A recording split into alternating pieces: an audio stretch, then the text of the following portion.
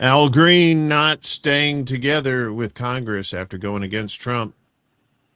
And Uncle Bill Tilford is going to be talking about Hillary versus Putin and more coming up on The Undercurrent.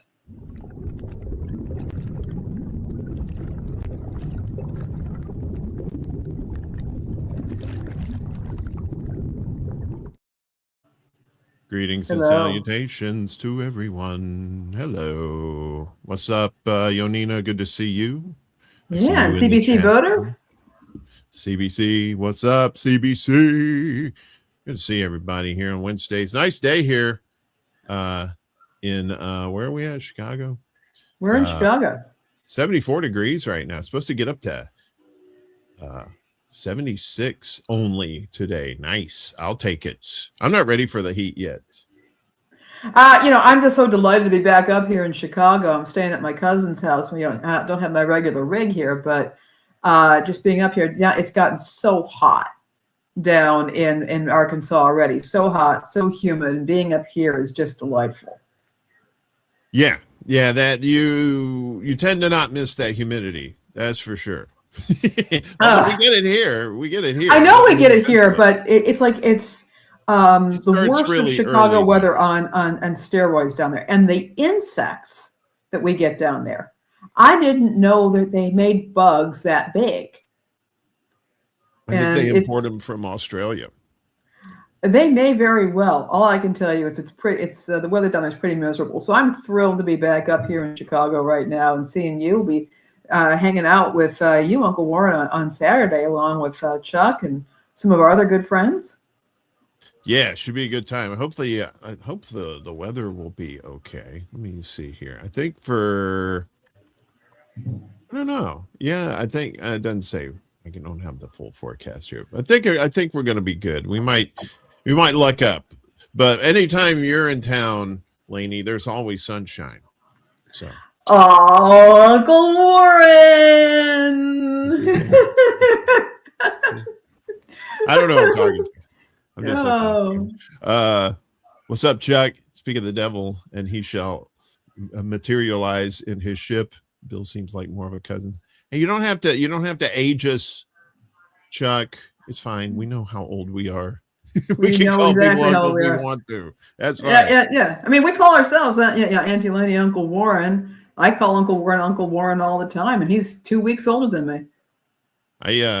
I'm also Doug Llewellyn's stunt double today. If you didn't notice that, we all have our little fun things that we put here. We have so much. That's so much fun. It's one of the things I love about this show, but not as much as I love you, Uncle Warren. I know. No one can top that level of love with any being. Sure.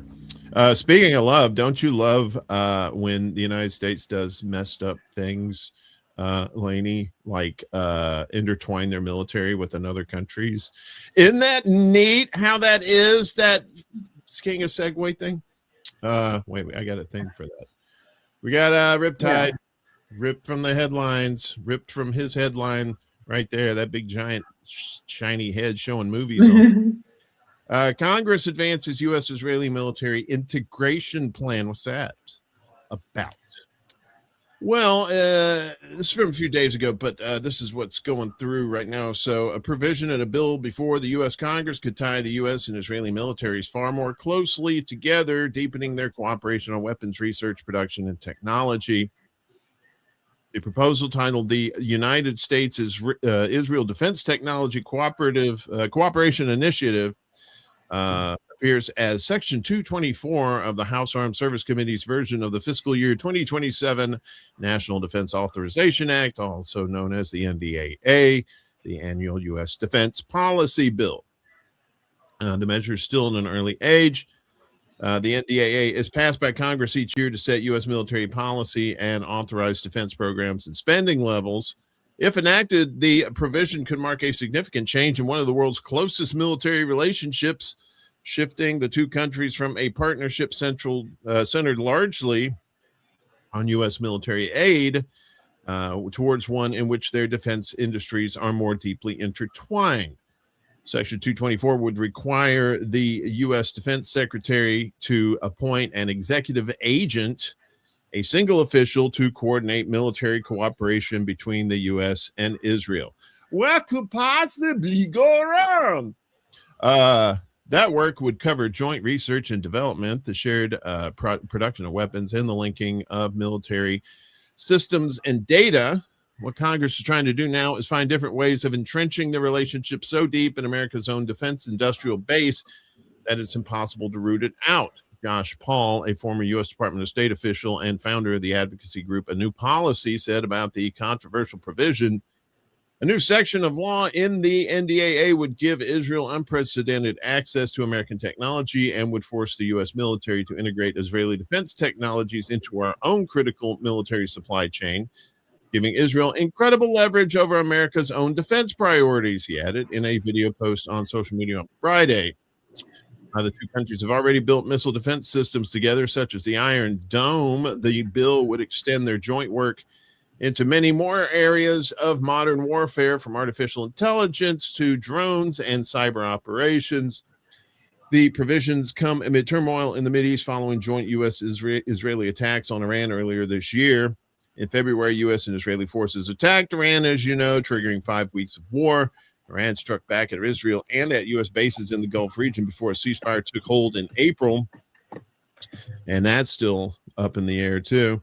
Israel is also facing genocide allegations in a case brought by South Africa at the ICJ, the top court of the United Nations, over its war on Gaza.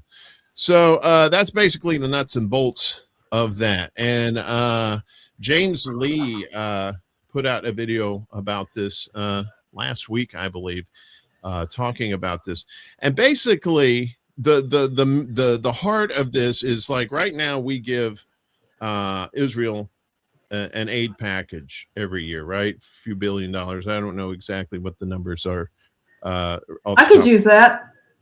But I know, right? We could all use that here, right? But see, but it's voted on by Congress every year. That amount is approved. What they're trying, what these are two Republican congressmen that are doing this. One who put it in and one who's head of the committee that oversees this or something.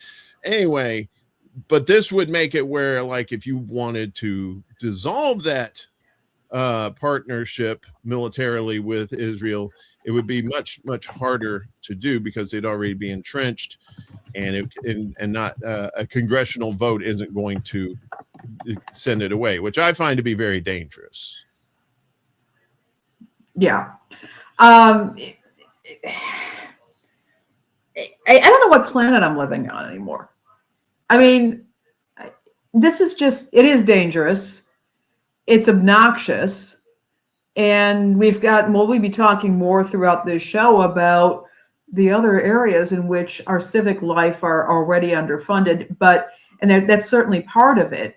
But this entanglement, this ongoing entanglement, is really distressing. I can tell you, I've been walking around. I'll bring it with the photo next time. We'll have there's a billboard down in Arkansas that I walk past, and it's this big red billboard that says an attack on one of us is an attack on us all, and it's some kind of an evangelical Christian and Jew thing going on. And I'm like, gee, I had no idea that Israel was part of NATO. I think it's worded in a way that they can say, well, we mean, humanity. But I'm sitting here saying to myself, what is this messaging? Why am I seeing this in the main drag, where people are going past constantly that this kind of propaganda and messaging? We don't need to be intertwined here. We ought not be. Yeah. Yeah. Go ahead. Yeah, no, it's mind-boggling. It's out in the open. I mean, I think this is the kind of thing people have been talking about, activists have been warning about for a while. But now just seeing it so blatantly out in the open. Well, this might be the opposite, because usually this stuff is blatantly out in the open. And when in the past, Israel has had so much support worldwide, but now, we did a story. I don't know if we did it on this one or one of my other shows where Israel is spending like $750 million on Hasbro. on this propaganda, trying to uplift their image because of all these images of what they were doing to the people in Gaza got leaked.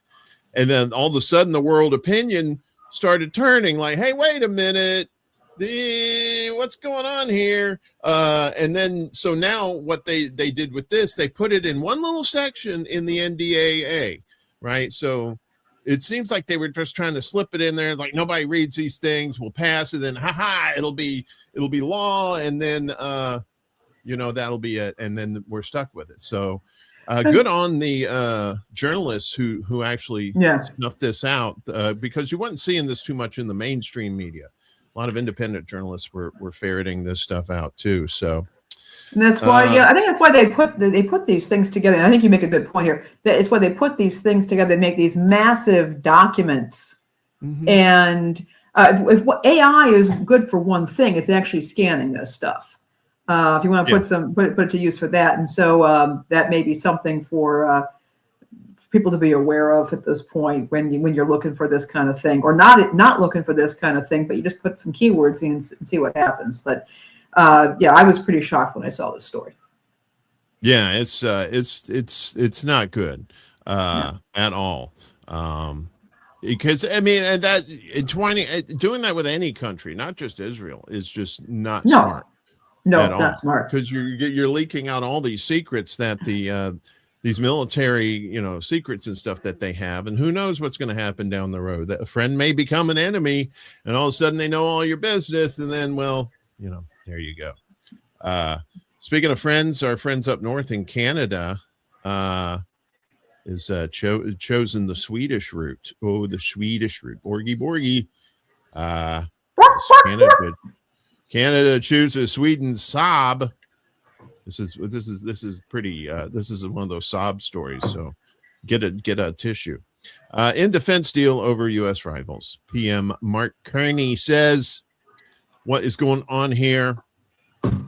Canada is moving ahead with the Swedish firm Saab on procuring a new fleet of Arctic surveillance aircraft." Prime Minister Mark Carney announced Wednesday choosing the Stockholm-based company over U.S. competitors. For Carney, the move addresses two key priorities: improving Canada's defense capabilities in the Arctic and reducing the country's economic integration with the U.S. What? I thought we were palsies. We were besties. We do selfies and everything together. By entering into formal negotiations with Saab on the procurement, Canada has sidelined two U.S. alternatives: the Ares X by L3 Harris and the E7 Wedgetail by Boeing. The Global Eye procurement will help us secure our north and build our economy at once, Carney said at a defense industry event in Ottawa on Wednesday. Added the A for dramatic effect. Saab applauded the news and noted plans to transfer knowledge and technology to Canada that will grow the domestic defense industry. A message also shared by Carney, that's him right there with the thumbs up. The Canadian Premier has listed the Arctic as a strategic priority, warning Canada needs to rapidly improve its defense posture in the region where geopolitical competition is rising, notably with Russia. But in choosing a European partner over a U.S. firm, Carney may further anger Trump's administration, which has already voiced frustration over Ottawa's decision to reconsider a multi-billion-dollar deal for a new fleet of U.S.-made F-35 fighter jets. When U.S. Undersecretary of Defense Elbridge Colby announced earlier this month that the Pentagon was suspending cooperation on an 86-year-old joint defense advisory board with Canada, he cited the stalled F-35 deal as an aggravating factor. Carney says Canada's historically close relationship with the U.S. has been permanently altered, and Ottawa needs to diversify its economic and security relationships, insisting bilateral ties will not return to a pre-Trump normal. So up north there in the Northland, they're moving away from their U.S. buddies there and doing business dealings, doing it overseas with Sweden. So and you're probably going to see more of that happening in the future too, as the United States pisses off each country one by one. Yeah, and when you tick off the Canadians to that degree, Mark Carney's just said, "Look, this has been permanently altered. Yeah, this relationship has been permanently damaged." And here we are. And I mean, I'm of Swedish extraction myself, so I'm glad that they're getting whatever it is that they need, from the Swedes. But yeah, I mean, this is just an example of what's going to be happening. And my guess is, that we're going to see this in other ways. I think last week we were reporting about how people who were coming in, journalists that were coming in for an international, I think it was a soccer match, were being warned about their safety. For coming over here. And now people are taking their business elsewhere. I can't imagine that people are going to be wanting to visit the U.S. all that much. What that's going to do to tourism. So here we are. Yeah, it's already with FIFA and the big World Cup that's happening here, advising journalists and athletes, watch out, ICE is over here, and they're a bit off their nut, and they seem to just do whatever the hell they want to. Yeah, that is definitely a warning sign that if this was a business, your business is faltering big time. Land of the free, home of the brave, and you have to warn your journalists about getting kidnapped or worse. And I never thought Canada would turn against the United States in that regard. Not like they're betraying them, but they're just taking their business elsewhere. We don't want to do business with you. I mean, I wouldn't tolerate it from a business person in my own community. Why, I wouldn't tolerate this kind of stuff. I'll take my business elsewhere. Hey, Bella. What's up, Bella? Good to see you. And like I said, they're pissing off the Europe and NATO too. It's going to get to the point where the United States is going to be an island. 2 more years of his administration, unless the Democrats actually grow a spine and actually find a way to impeach him and convict him. They've impeached him twice, but they haven't convicted him. So 3rd time's a charm, and we'll see. What's not charming is fungal storms. No. It's not a thing at all to be celebrating. Unless you're a fungus yourself, then good for you. But apocalyptic fungal storms are now surging across the U.S. Yeah, so this is recent, right? This looks like something out of what is it? Fury Road, right? The last Mad Max movie that they had, with this big giant dust things coming at you. This is like it happened in the turn of the century in the 20th century, right? Dust bowls and stuff. So dust storms are becoming increasingly common sights throughout much of the U.S., fueled by hot and arid conditions brought about by global warming. While there are the ever-present dusters in states like Arizona, those living in regions like the Midwest and Pacific Northwest are now learning what it means to be swallowed by these great walls of sand and dirt. These dust storms are dangerous enough on their own, leading to spikes in emergency room visits and disrupting agricultural economies. But according to writing climate scientist Bill McGuire in the BBC Science Focus, dust storms are now becoming vectors for massive clouds of fungal spores, an event he calls fungal storms. Far out as that may sound, McGuire writes that fungus and bacteria traveling along with dust particles has been strongly correlated with outbreaks of bacterial meningitis across the Sahel region of Africa. In the continental U.S., they're becoming increasingly tied to outbreaks of valley fever, a lung infection caused by the spores from the fungus Coccidioides. Coccidioides, caca. It's spores from caca. One 2017 research paper published in Geophysical Research Letters noted that incidence of valley fever ballooned by over 800% from 2000 to 2011 in 2 geographical areas with high concentrations of the infection. Dust storms were found to better correlated with the disease than any other known controlling factor, though some have argued the term fungal storm is more media hyperbole than a well-defined scientific phenomenon. Further research has noted abundant evidence pointing to dust storms as a vector for pathogens like valley fever. Whatever you call it, it's clear the dangers of dust storms are growing right before our eyes. The Secretary General of the World Meteorological, I can never say that name, and I worked with meteorologists. I can say meteorologists, but that meteorological, that's peanut butter in the mouth. The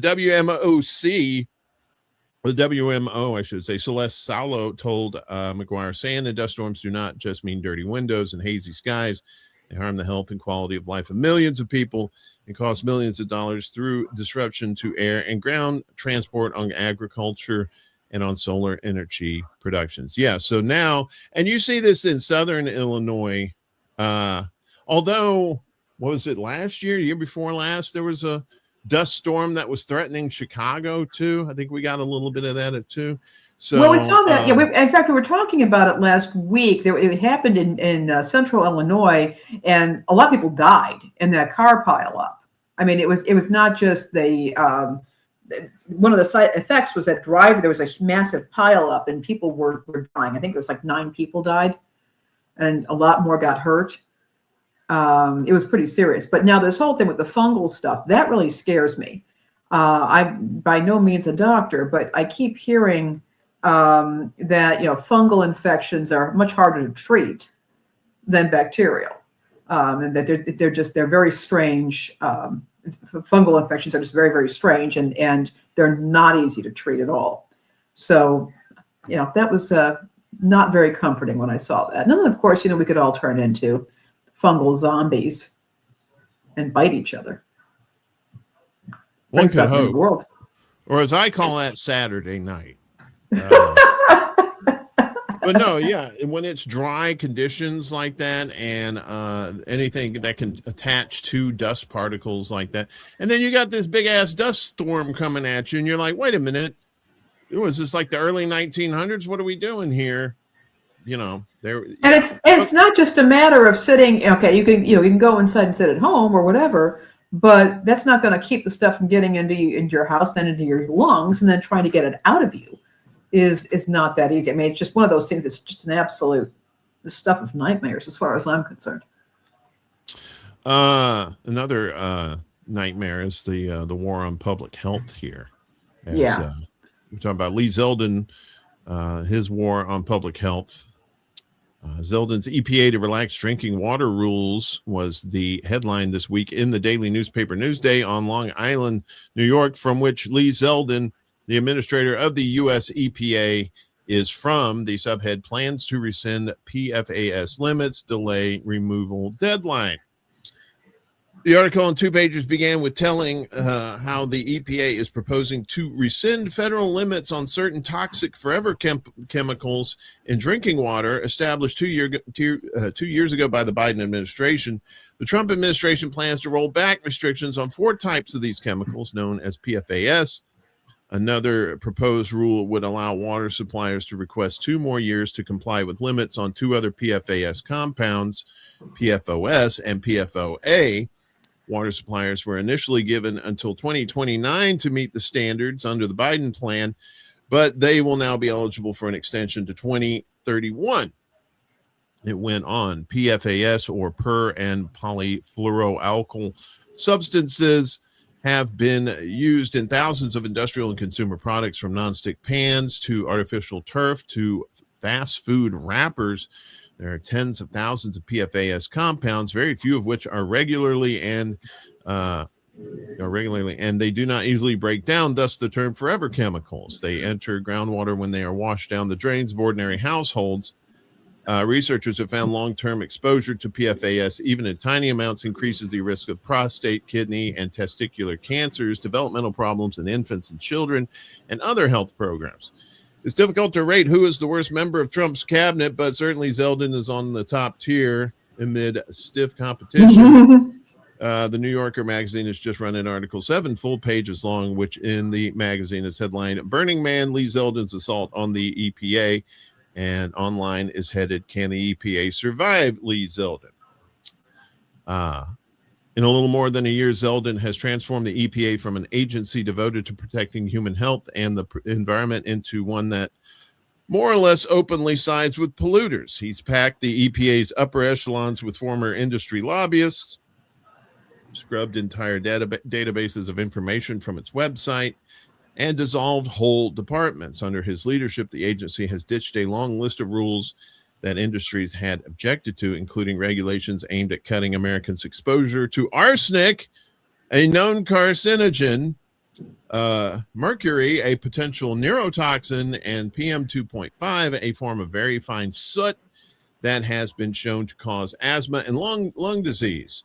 The EPA has not only abandoned its own efforts to rein in greenhouse gas emissions, it stepped in to prevent states from taking action. And and it goes on, and you can read the full articles in whole on our Substack. But basically, it's just another Trump crony doing his business, not really caring about people's health, but the health of corporations' wallets, right? Very much indeed. And now we're hearing about air quality being compromised, dust storms, and now water quality. And we've been reporting on water for a while, Uncle Warren. The quality of water. We saw what happened to that poor lady in that small town who got arrested for reporting on people having brown water in their sinks. What is it with people not wanting people to have clean water? Yeah, I guess they don't want people to have it, but they want data centers to have it. That's for damn sure. Indeed.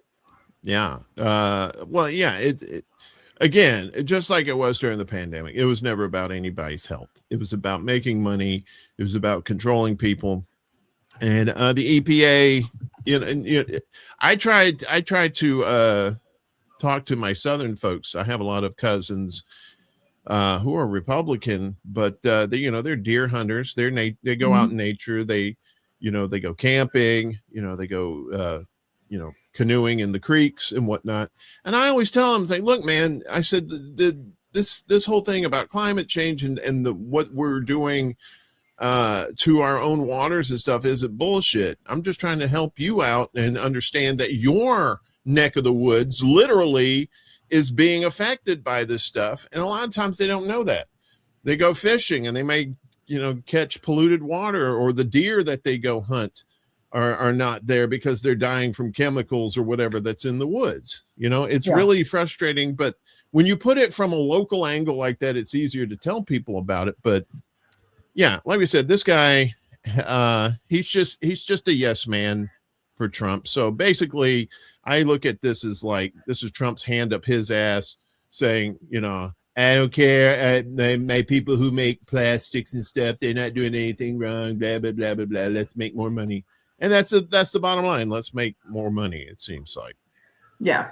And I remember back when the Reagan years, when they had James Watt as Secretary of the Interior. It wasn't the EPA, but he said, we don't have to bother defending the environment here because Jesus is going to come and take us all away anyways. Oh, that's why I'm mad at Jesus, because he didn't take him away. I think he eventually did. Well, I don't know if Jesus did. So he left this mortal coil, whereabouts unknown, but kind of probable he's in the hot place. So crazy stuff there. Just another symbol that your government is not for you, it's for other people. Which leads us to how we can't vote our way out of these situations a lot of times because the same people come in. But we still look at these elections and things of that nature. And we've been checking out what's been going on in Indiana with our good friend Bill Tilford. Let me just do a couple of things here. Bring him in. Bill. Hiya. Good to see you. Back in that person's house. You got to stop breaking in that person's house. They're going to want to play that piano in the back sooner or later, and you're on the air, and they can't do that. I don't know what I'm talking about. I'm wiring it so it'll only play Thelonious Monk, no matter what they try to do on the keyboard. As well you should. How you doing, sir? Pretty good. Interesting show so far. For what it's worth, I worked in the San Fernando Valley in 2002 and got some lung disease. I don't know to this day what it was, but for the few weeks that I had it, it was horrific. Ugh, I can imagine. Anyway, before we get to what you probably want to ask about, I need to give you an update on Ms. Copenhagen, Paula Copenhagen, in that disputed district we talked about. Oh, yes. Those 14 voters who she's questioning on account of their social media posts are now 11 because it turned out 3 of them neither lived nor voted in Copenhagen's district. This gets better. The law that her attorneys are trying to use is a fairly obscure piece of the Indiana code. And guess when you have to challenge the vote, if you're going to challenge it? At the voting booth as they're trying to take the ballot. There's nothing in the statute about afterwards. So this will still go to court. Not, it's not like the courts have enough to do or anything. It'll probably hit in July, but court systems, continuations are possible. But one of our most ghastly Republicans, Lieutenant Governor Mika Beckwith, he would be worth an episode in his own right as far as horror shows go, is going to try to shepherd a new Indiana statute to close the primaries. That has failed time and again and is likely to fail again. We discussed the reasons why last time, but he's going to give it the old college try again. Alternately, in a way, it is kind of interesting that you have to challenge during the voting process and afterwards you're done. But that's a longer conversation for another day. At any rate, it would take something truly bizarre for the court to support Copenhagen's horror's motion. But we live in bizarre times. We do. We do. So there's some other stuff on your mind, I believe. There is. We do. So we have Al Green, who is not staying together. And we're wondering if you want to start with that, and then we can talk about we got a lot of stuff we can be talking about. Yeah. Mr. Green is not only going to take us down a long rabbit hole, but it has branches. Okay. So, but maybe he's a good place to start. Right. Al was an attorney and actually had some serious civil rights cred with the NAACP, among other things down there. He's not an Al Sharpton from his youth. Okay. He was more of a serious activist. Okay. And he became a representative down in Texas in 2005. Okay. And didn't really get on our radar up here for a very long time. But now we have to jump way, way ahead. And comes the first Trump election. Al was in the first wave of people that even before Trump was inaugurated in 2016 was looking for ways to impeach. Okay. He and Maxine Waters were probably the two most vocal.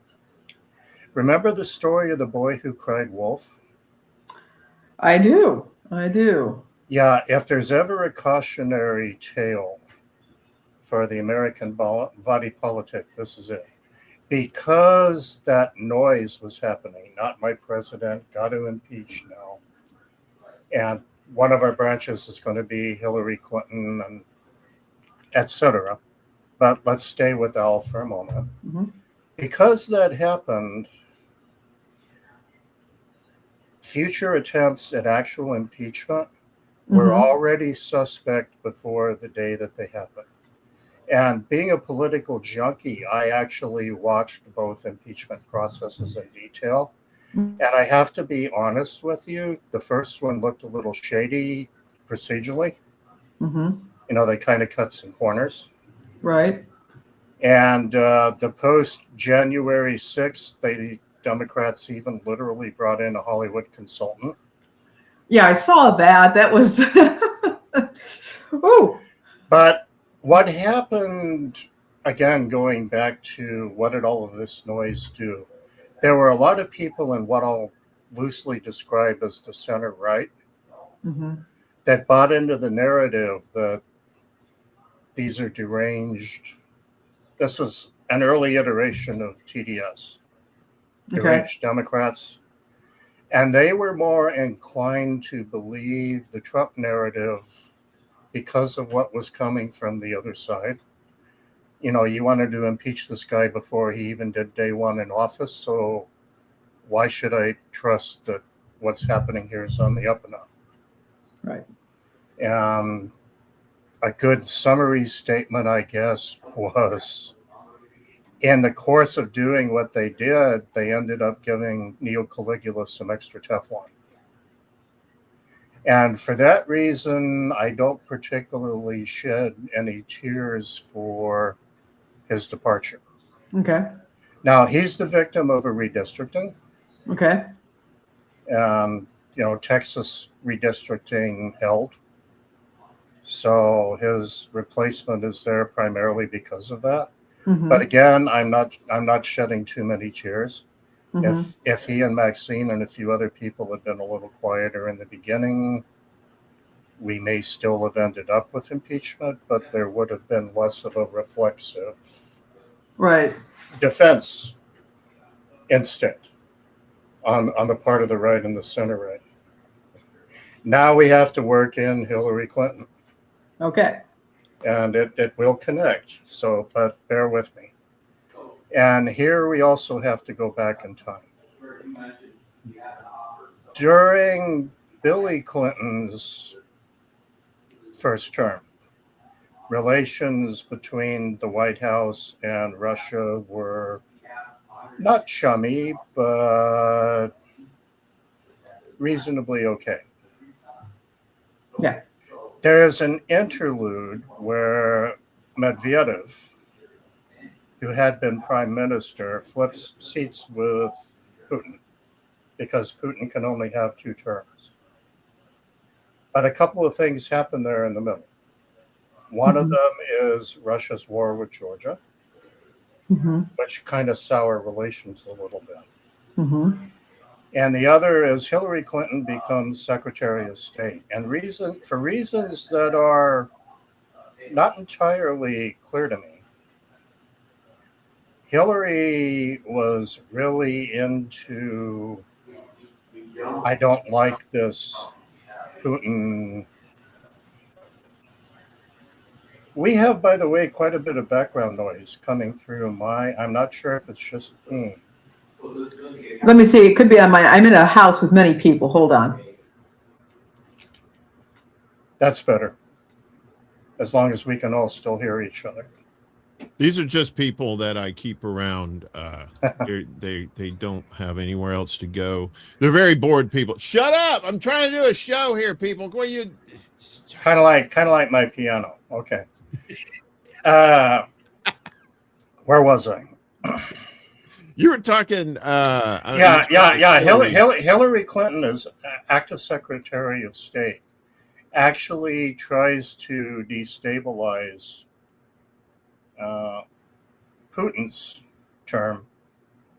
And of course, the 2014 invasion of Crimea happens all kind of in the middle of this. Now, I have to digress just a little bit. Countries have been interfering in each other's elections since there have been elections. Everybody does it, including us. In fact, if we can't do it the easy way, we've been known to assassinate leaders we don't like. More recently, we don't always have to kill them. We just dump billions of dollars. Witness our current president. So everybody does it. So actually, the real answer to the question, did Russia probably try to influence things a little bit? Yeah, it would be kind of incompetent of them if they didn't try. Was it the game changer? I really, truly, seriously doubt that.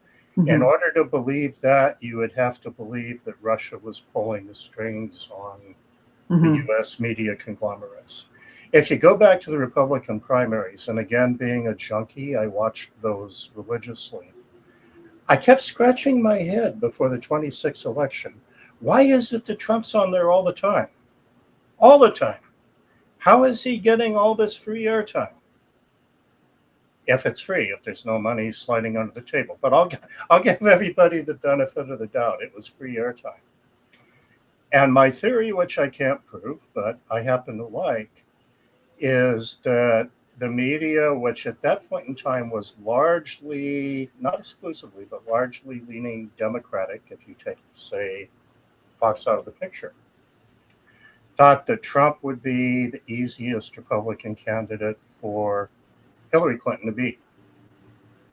To put it in balder terms, one of my favorite cartoons from the World War I period, it was a series of panels, and it started with Kaiser Wilhelm tying dynamite sticks to a dachshund with Bolshevism labeled across.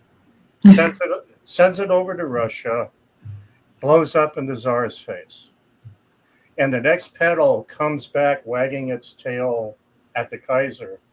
And sure enough, there were 3 sticks of dynamite that somehow hadn't blown up yet. Mhm. And I think, again, Clinton's loss was multifactorial. But Mhm. that, I think, had a more significant role than Russian interference.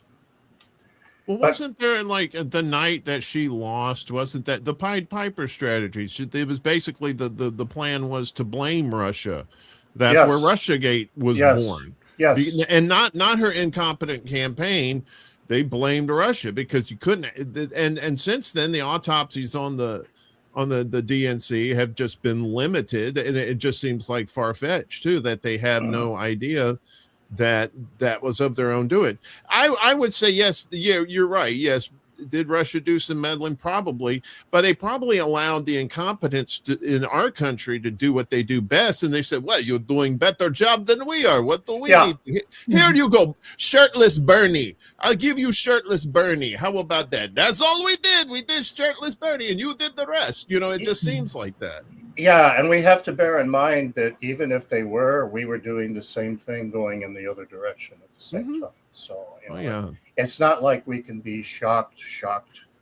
What, Uh, America meddles in other people's elections? right. Bill, that's just crazy talk. Nobody. Wait, what? Oh, But that now, happens. Oh, it does. Oh, never mind. but Sorry. but but now let's plug Alan Maxine and company back into this. I don't think they came out of nowhere. I think they were part of supporting the Clinton narrative. Mhm. And if Trump really was a Russian tool, then of course he had to be kicked out right away. Quote unquote. You, it makes me wonder the utter ineptitude of the DNC, the remarkably poor instincts we see on display. Um, is it just that they've been elevating just increasingly incompetent people? What's going on with these folks? Are they just so beholden to their donor base, which is people with other agendas, including just wanting to make a whole lot of money? I'm it just seems like very poor instincts, and they do things that don't work repeatedly, and they don't learn from it, and they just double down.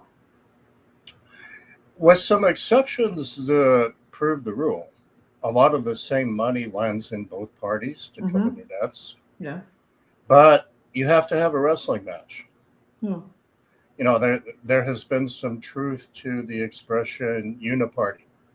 Either party is going to drop bombs. Mm-hmm.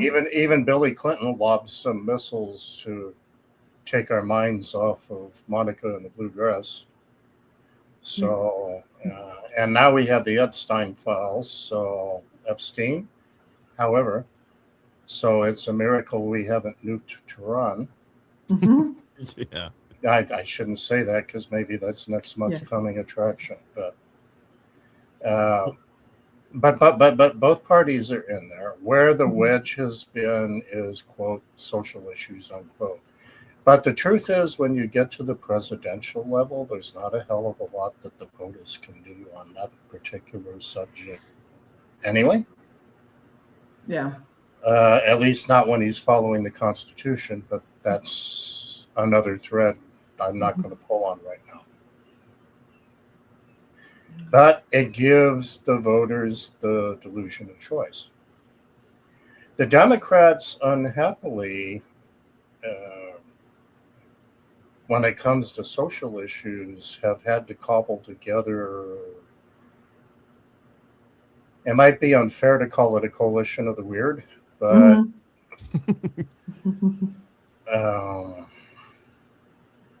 actually, both of them, when you get to social issues, I guess that description would fit. It's just different flavors of weird. True. Fair enough. You know. Well, when you get to here's the thing I've noticed in the last several administrations, right? Republicans want to do absolutely nothing for people. They want to do everything for corporations and whatnot. And we see that. We see the evidence of that.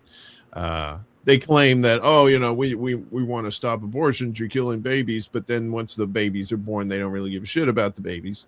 So I don't really pay attention to that. But what we see is like when the Democrats are in charge, it seems like they have these token programs that they push, like a lot of times for children, because that tugs at the heartstrings of Democrats, right? It's like, this children, see, we put a lot of money into this children's program. Okay, but what about housing? What about infrastructure? What about all this other stuff? The Republicans won't let us do it. Even when you have a majority in the House and Senate and you're the president, they won't let us do it. The parliamentarian comes to mind. Remember that joker, the parliamentarian that Biden refused to to fire because, well, the parliamentarian says we can't do this. My hands are tied. And I'm like, really? Come on. I mean, anyway, just putting that out there. So everybody wants to solve housing, but here too we could trace the mischief back into the 1700s if we wanted to. Our original land grabs, and I say this as someone whose ancestors were part of the pioneers, if you like. Yeah. You know, my people went into Kentucky in the 1700s, but you know, they weren't buying from real estate firms. But there were guys even like George Washington were land speculators. I mean, I'm not into the whole 1610 narrative, but if you look just at land speculation, yeah, that was real. Yeah. And it was land speculation after you moved some other people out of your way. In more recent years, though, part of looking at how housing became a mess, I assume you've ever seen Flip This House? I've heard of it. I know what it's about. Yeah. Housing has morphed into an investment vehicle rather than a place to live. Yeah. Yeah. And consequently, you have the same economic interests that diddle in other asset management. And real estate is just one more tool. And as long as that's how we view it first, which is investment asset, and by the way, people live in there, neither party's going to fix it. Not going to happen. Yeah. I'm thinking about what's happened with Airbnb. People, you know, scooping up properties not to live in, to rent to others to live in, but as they're turning them into makeshift or vacation homes in the middle of residential neighborhoods.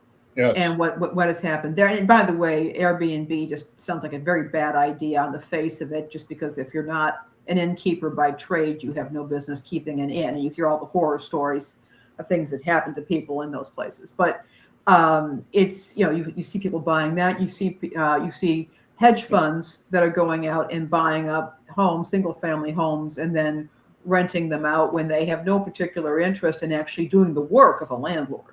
And that's something else we see that comes up. And you have people buying homes and putting a new lick of paint on it and trying to sell it for another $40,000. And that was happening big time. I worked in the real estate education industry for a while, and this was right around the time of right before the 2008 crash. 2000, when that was all happening, 2007, all that stuff was happening. And I was going to all these meetings of real estate appraisers, and every meeting we were at leading up for years, they kept on trying to warn people about this. They were we had appraisers who were, going to state commissions, and saying, look, we are being told by lenders, banks, if we don't come in with this number, they are striking us off their list of approved appraisers. Can you help us? And the commissioner said, no, we cannot do that. But if you do that, we'll take your license. And they said, okay, we understand that, but can you get the word out this is happening? That's because the appraisers were, for the most part, very vulnerable. They were, small business people, independent business people, even the commercial appraisers out there. Yeah, they had their firms, but they were not huge, and they were certainly dwarfed by lenders. And what happened when everything just tanked and the bottom fell out because of all the real estate fraud that was going on, and believe me, the appraisers were very aware of it. I think it may have been the Washington Post. I don't remember what it was, but they ran a whole thing blaming appraisers, even though the appraisers had been quite publicly, but nobody was paying any attention to them, saying, look, we're being told that we're going to lose our livelihoods if we don't come up with a number here. And it was really something else. And watching this happen in real time, it was years. I mean, there was several years before everything fell out. And I was hearing it. These were public. These were very open meetings. You could hear what was going. Public meetings, and nobody took any action. The press did not pay any attention until the pain started hitting. Now, circling back to the more high-level party problems from 30,000 feet, the word fascist came out prematurely, too. In fact, I was an early resistor. I take that word very, very seriously. Yeah. Unfortunately, on June the 3rd, 2026, the current administration does meet the actual definition of fascism. There's a Führer principle. There's a rule by decree with the rubber stamp Congress. And the state is even buying into corporations. It's a fairly quiet story, but the U.S. government has been buying shares of some companies as an equity stake. And, kind of happening while we sleep. So now it actually meets not Nazism. Nazism has its own nuances, but fascism, state capitalism with a strong central leader, it actually meets that. But it came out years before we were anywhere near there. So getting back to the boy who cried wolf, people kept hearing fascist, fascist, fascist, Nazi, Nazi, Nazi. When the wolf showed up, I know. We were talking about this a little bit with Dr. Ellen Jimerson, who was on our show, about the use of the word hate, the way that the word hate gets thrown around and used a lot, and that people don't take it seriously because of the way it gets applied to anybody who happens to not agree with every aspect of a certain agenda, and then it loses its potency, and then people don't take it seriously. And now you've made some good points with some other words, some other things that people just, whether it's Russia, or fact, or Nazi or whatnot, when they're overused or misapplied, they lose their potency, and it leaves you with a limited vocabulary once it's changed in that circumstance. Yeah. So what else you got?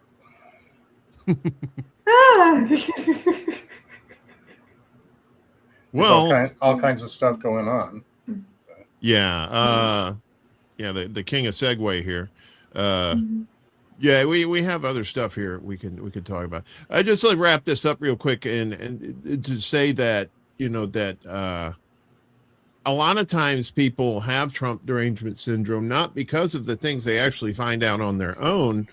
It's because of what the current clique, cult, bubble, whatever you want to call it, is telling them, is feeding them talking points too. And it's like, yeah, there's reasons to get angry at Trump, but you should learn these things on your own because some of these things are, yeah, they're happening, but then a lot of times things aren't happening that are being, like you said, the boy who cried wolf. You keep saying stuff that may or may not be true about somebody, and it turns out they're not. Then they're not going to believe you anymore. So I always tell people, use your critical thinking skills when it comes to this kind of stuff.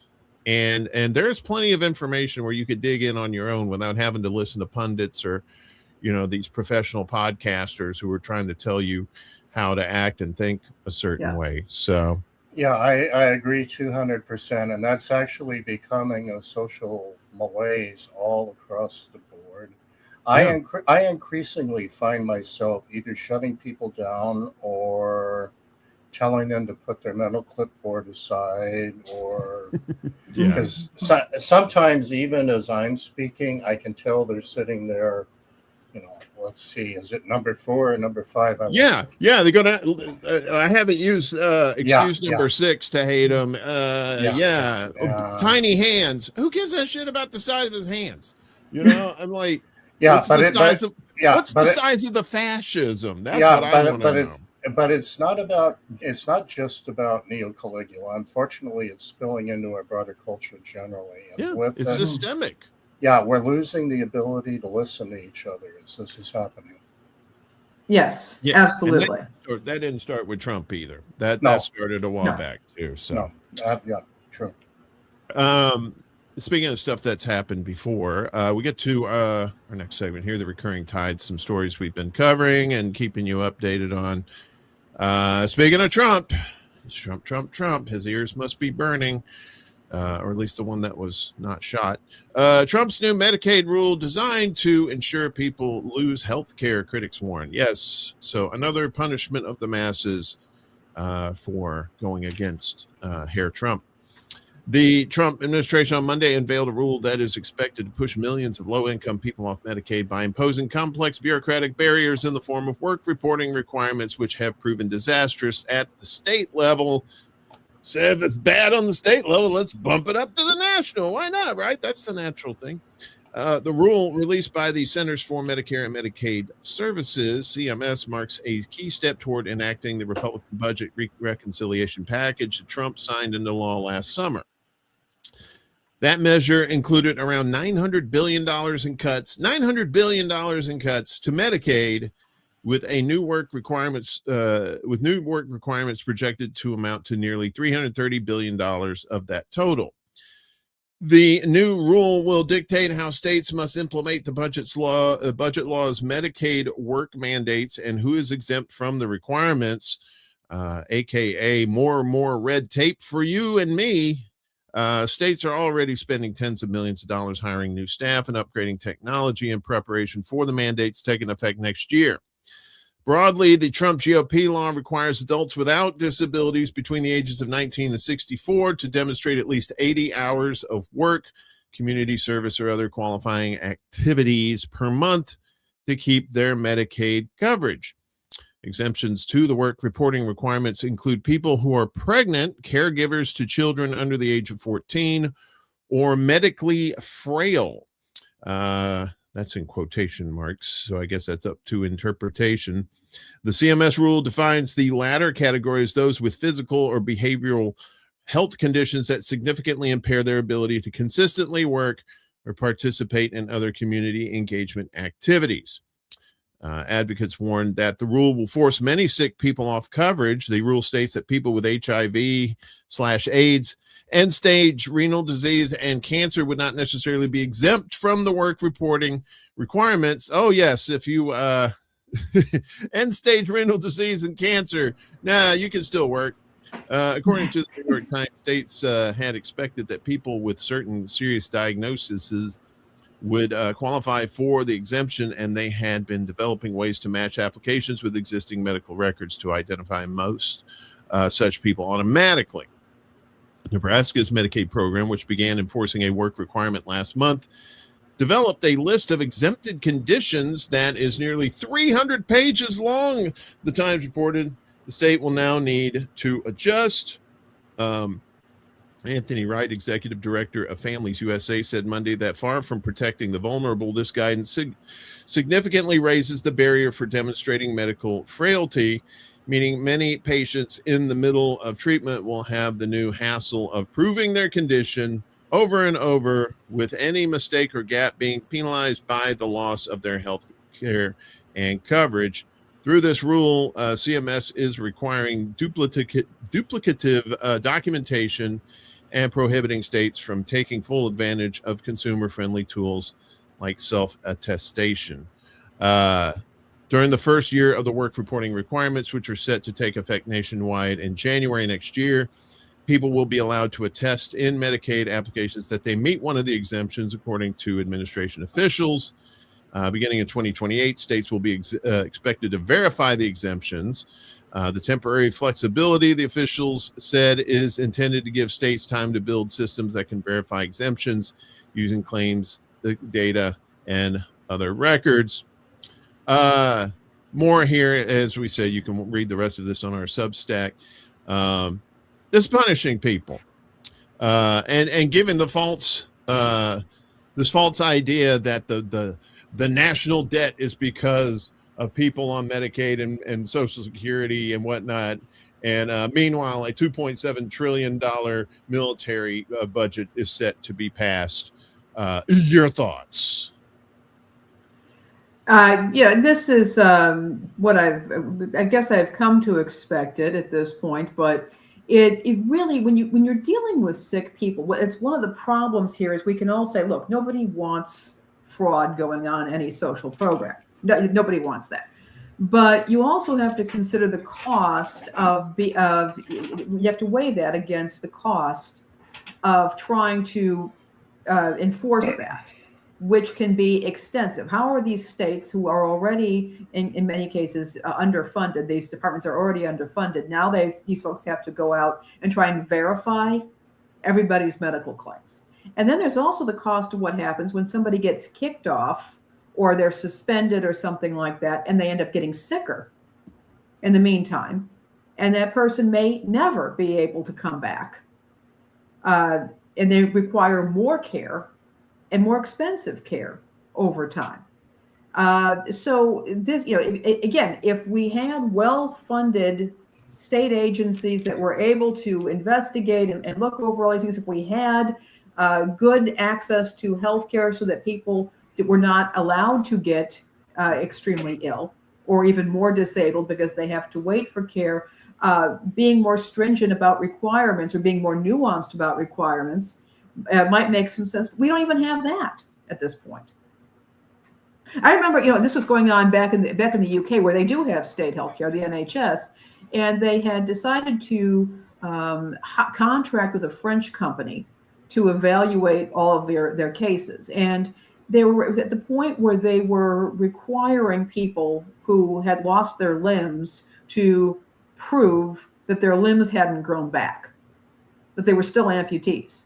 Oh my God! I mean, it was things like that, and there were some even worse stories that came out. But that was the kind of thing that was happening. It turned into harassment, and it was very much the sense that maybe they just really want people to die. People were just saying, "Look, they just want these folks to die."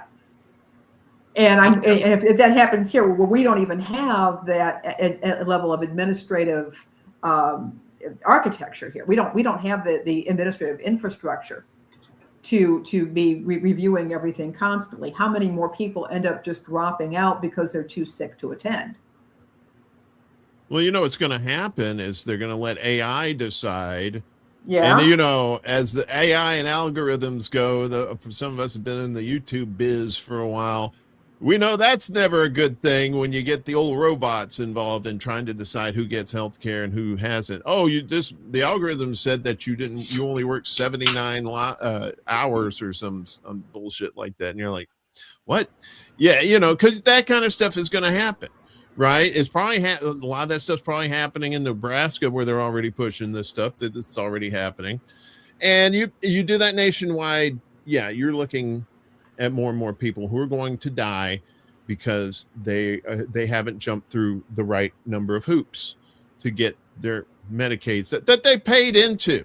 Yeah. This isn't like free stuff. You know, a lot of these older people have paid into it for a while, and to say that you're going to deny them access by making them do this kind of stuff, it's you're asking for pitchforks and torches. Just and again, saying. you're dealing with people who are sick. I remember I was reading about another guy. It was here in the U.S. A gentleman, a young man. I believe he had cancer, and he was looking at the possibility of an amputation.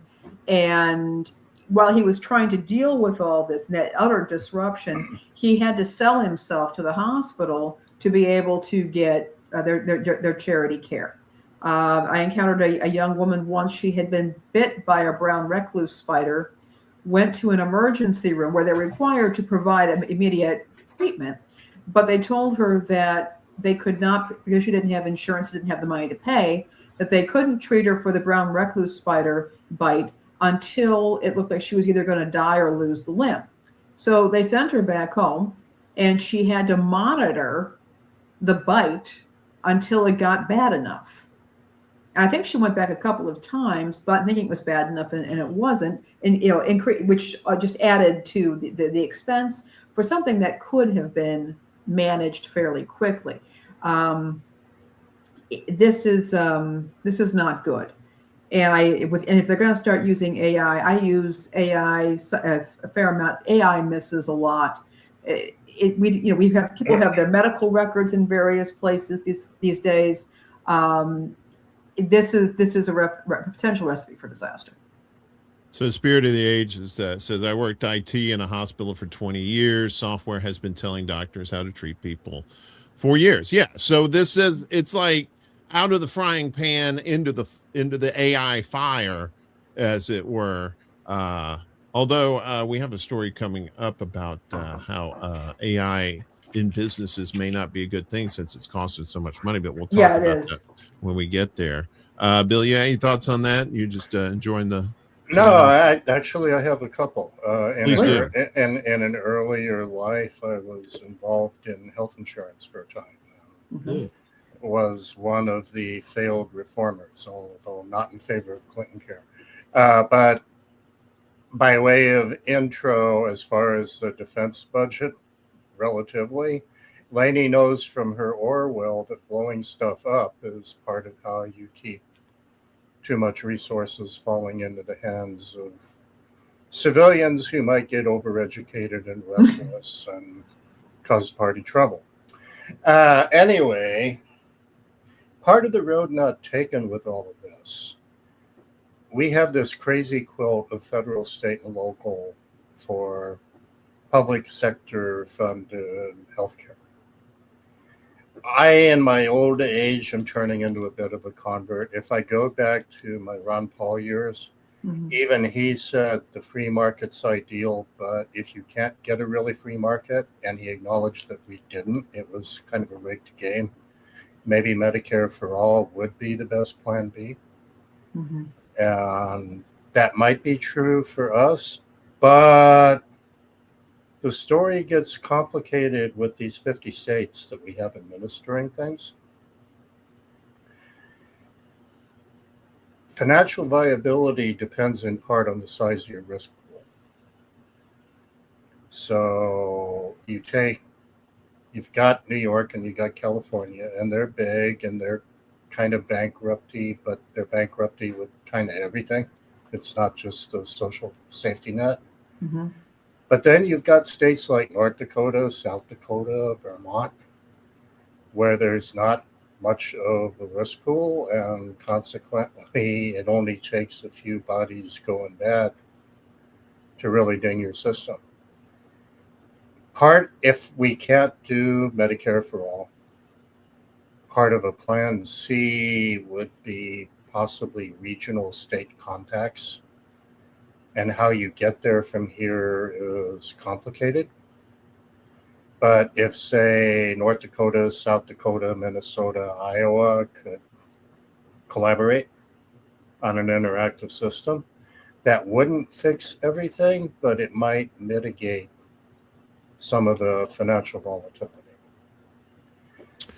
Will that in turn make things more compassionate? Not necessarily. It doesn't solve the work. Well, it might mitigate the work rule thing in this sense.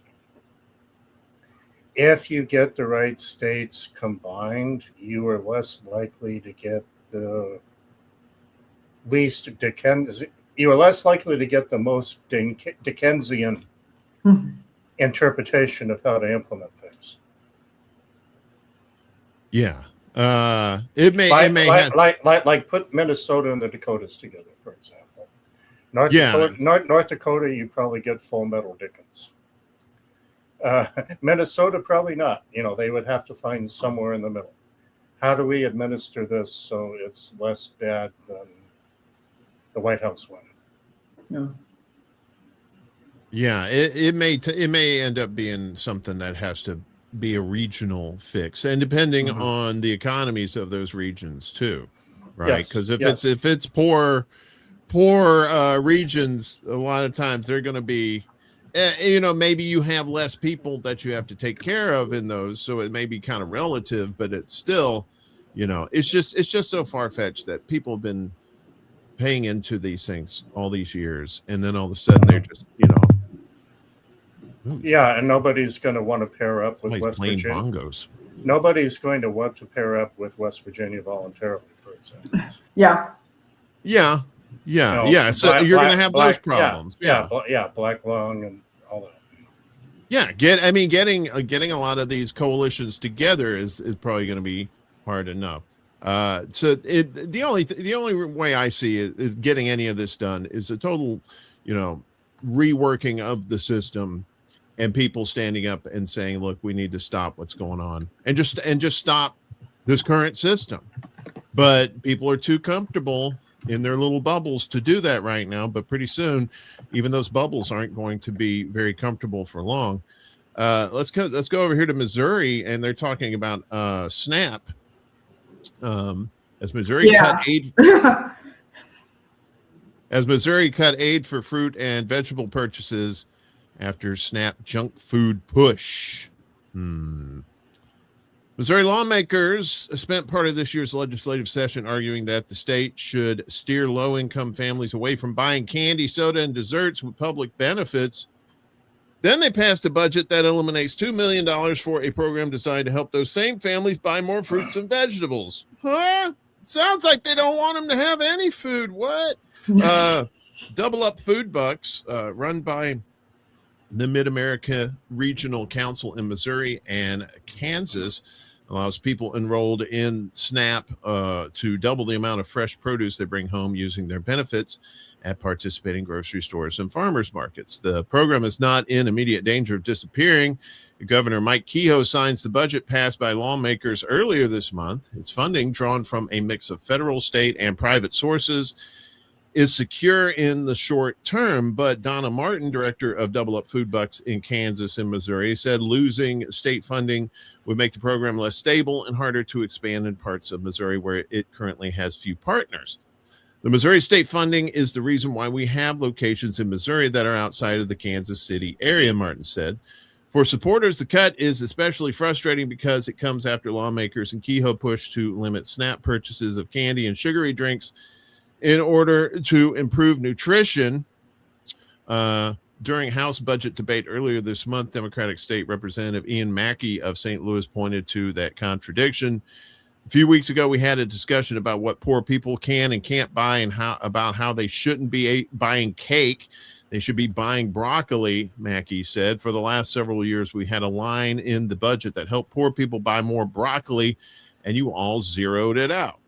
Mackey was referring to a bill passed by the House that would have directed the state social services department to apply for a federal waiver to bar SNAP purchases of sugary foods and drinks, similar to an executive order issued by Kehoe In October last year, the U.S. Department of Agriculture approved Missouri's waiver in December, and the bill did not advance in the Senate. House Budget Committee Chairman Dirk Deaton, that's a interesting name, a Seneca Republican, said that as general revenue dollars grow scarcer, programs without long track records of state funding are especially likely to be scrutinized. Lawmakers appropriated $2 million for Double Up food bucks in each of the past 2 budget years. If we've been doing it for 20 or 30 years, we need to look at that too, Deaton said. Maybe we don't need to do it anymore. But the newer something is, the more likely it is to come under scrutiny when we're having to pull back. Another proposal aimed at allowing the state's Medicaid program to pay for healthy food prescribed by doctors received initial bipartisan support in the House, but was made an optional part of a wide-ranging health care bill that went to the governor, responding to the argument that the bill was consistent with federal Make America Health Again initiatives, or MAHA. Republican State Senator Mary Elizabeth Coleman of Arnold said the proposal was an example of people co-opting the MAHA movement to try to expand government. Paula Stocker, market manager at City Market in Kansas City, told the Independent Double Up food bucks translates to more sales for farmers and helps put locally grown nutritious food within reach of more families. It helps them stretch their grocery budgets in a very direct way. It means they're going home with real food and not junk, Stocker said. It's an overpowering experience for adult recipients and a fun one for kids, Stocker said, with parents passing out the bright purple tokens to their children. The parents will let them spend it on something like strawberries or apples or fruit, Stocker said. The kids get really excited that they get to shop with this really pretty money. Dan Shaw, executive director of the Missouri Grocers Association, told The Independent, the program also helps grocery stores increase customer loyalty and satisfaction. They get customer foot traffic in the store, and I think it makes the customers happy. And happy customers are going to be more receptive to buying stuff in that store. The program can also allow stores to stock fresher fruits and vegetables by increasing the amount of produce they sell. So this seems just like more red tape as well. They say, okay, well, no sugary stuff, none of the candy and soda and stuff. Okay, how about vegetables? Well, it just seems like when you call them on it, you're like, hey, wait a minute, something else seems to be going on here as well. More punishment? The word broccoli popped out at me. Which Bush was it that famously hated broccoli? That was Bush Senior. That was Herbert Walker. Yeah, I happen to love broccoli, but maybe one of his acolytes was in on the markup. Not a fan of broccoli. Don't like it at all. Not a fan. The other possibility is that they ran the statute draft through AI and it hallucinated junk vegetables. Yeah. Now you have to be careful with fruits because there is sugar in fruits too. Yeah. It's not just like, if you just eat fruits you're going to be fine, and so it's just one of those. It depends on the person, their diet, what they can take, what they can't. And to tell people that, well, maybe they need like soda in small doses, for their blood sugar or whatever. So it's not like they're sitting there just chugging a 3-liter and saying right there in the store. It's not nuanced, is what I'm saying. Well, and the anti-junk food restrictions have included sugar-free sodas. So so it's not just about that. But the other thing is, as you pointed out, the utter hypocrisy. We're concerned about people spending their money on junk food, but we're also going to pull back on the programs that actually give people access to fresh fruits and vegetables. Now, fair enough, there's something about that going on in California that was possibly going to be cut in California. It was something that allowed people to, I think it was to double their food stamps at farmers markets. And, again, you have some of these, and I know in Chicago, we had some that actually allowed people to triple their food stamps at farmers markets, which worked out great for everybody. But that was happening. I knew somebody who many years ago, this was, I want to say probably in the 80s or 90s, was on food stamps back when you actually had the coupons. And the people would just go over everything that she would have for children. They would go over everything that was in her shopping cart. And if she bought fresh fruit, they would give her a hard time for that. As Chuck says, it's the cruelty is the point. This is you're going to find a way to be cruel here. Since we were in Chicago in the 80s, if I may, yeah. My wife was a substance abuse counselor during that period, and the clinic used to get some government food. But are you both old enough to remember the phrase government cheese? Oh, yes. The one that had the warnings on it? I've had government cheese. Yeah. Yeah. And the clinic was one of the past two places to hand that out. And they were never able to get rid of all of it. So we actually ended up with some of it in our fridge because it really literally was going to go. I mean, not lots of it, but yeah, it came in those big chunks. Yeah. Yeah. But we ended up with a little of it because it literally was going to go bad because not enough of the clients and whatnot would take it. But the $64,000 question during that period, it was pointed out to me that, if they were doing that with, say, rice and beans, it would go a lot farther, feed people better, and a lot of the clients would even snap that up the way that the cheese, as good as it was, just wasn't grabbing it. There's always an element of whack-a-mole in this, I guess. Mm-hmm. Yeah. How do you find, and the more we try to micromanage what's going into the cart, the more things will get dysfunctional.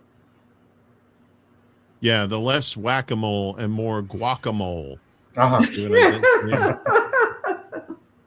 See what I did there? I saw what you did there. Thank you. We all have four eyes, so we can see clearly my bullshit. But no, I remember the government cheese. I remember those. I remember the paper coupon. We had those when I was a little kid. Times were tough. Dad had lost his job. We had the big coupon booklet, and nobody said a word about sugary drinks.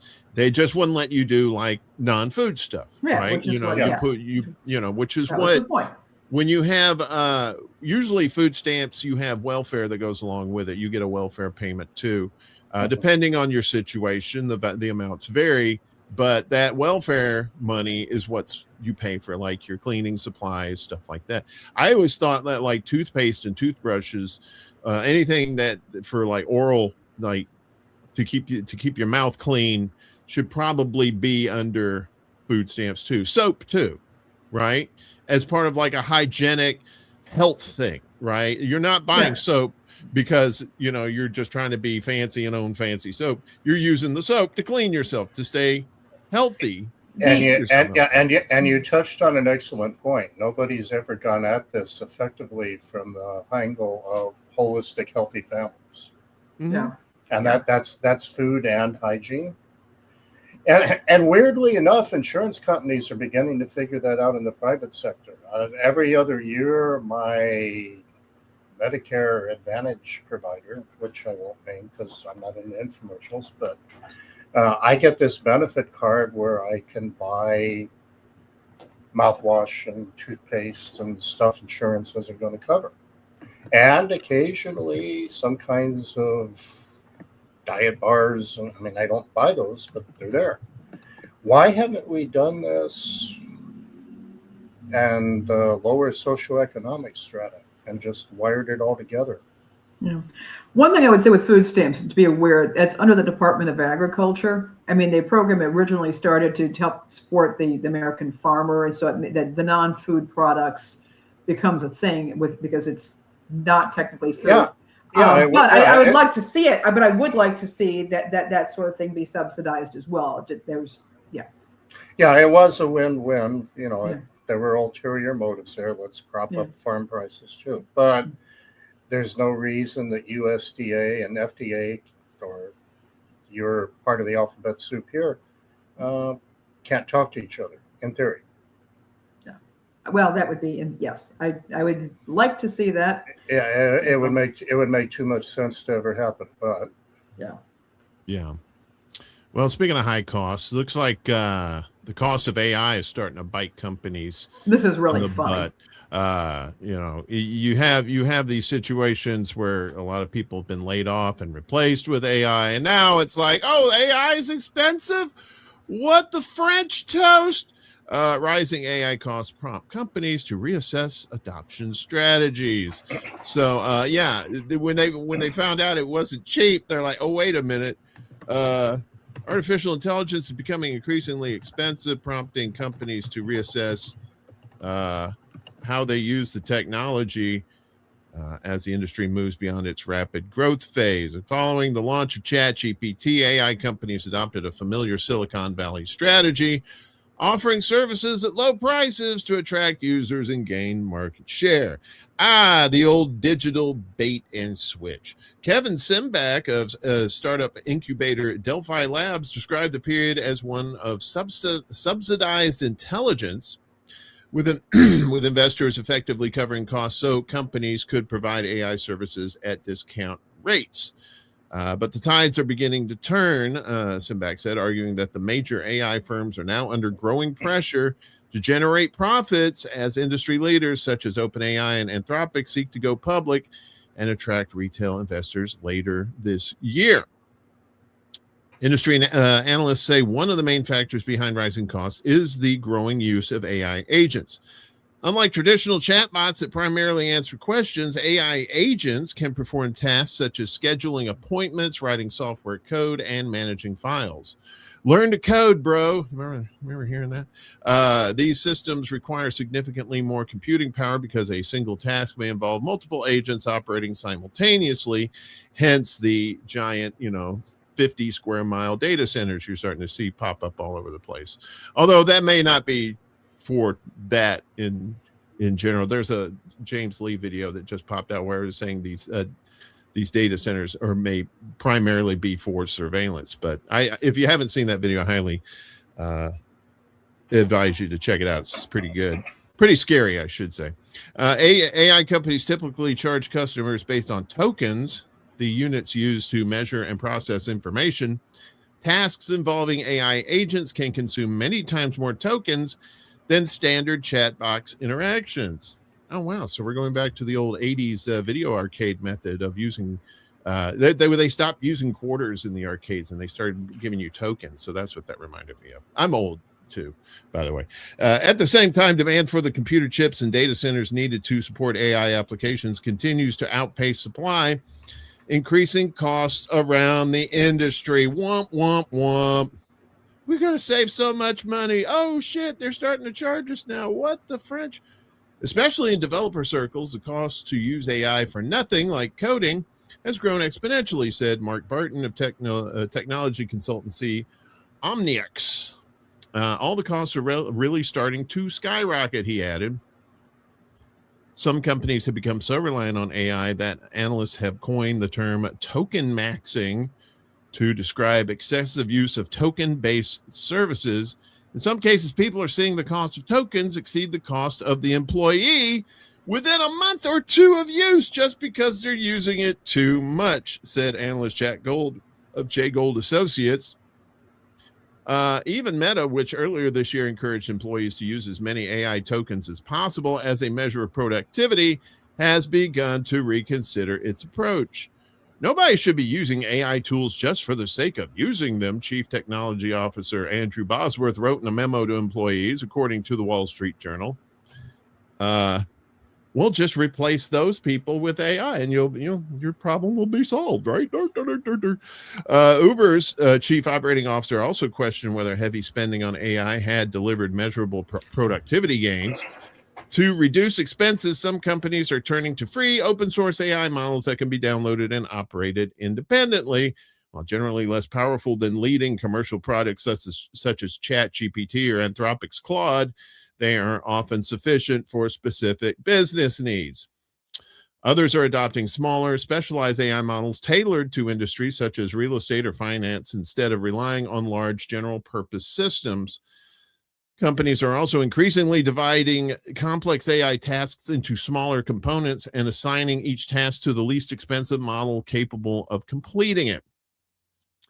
The big, large, monolithic model, it's $15 per million tokens, but you can get that down to like 5 cents if you use the smaller mini model, said Adrian Balfour of consultancy and Verso. Analysts say these trends suggest AI may increasingly resemble a commodity market where cost efficiency and suitability becomes more important than using the most advanced model available. However, experts caution that demand for cutting-edge AI systems is unlikely to disappear. The most advanced users will continue to pay for the highest performing models, said John Belton, a portfolio manager at Gabelli Funds. It's a growing pie, he added.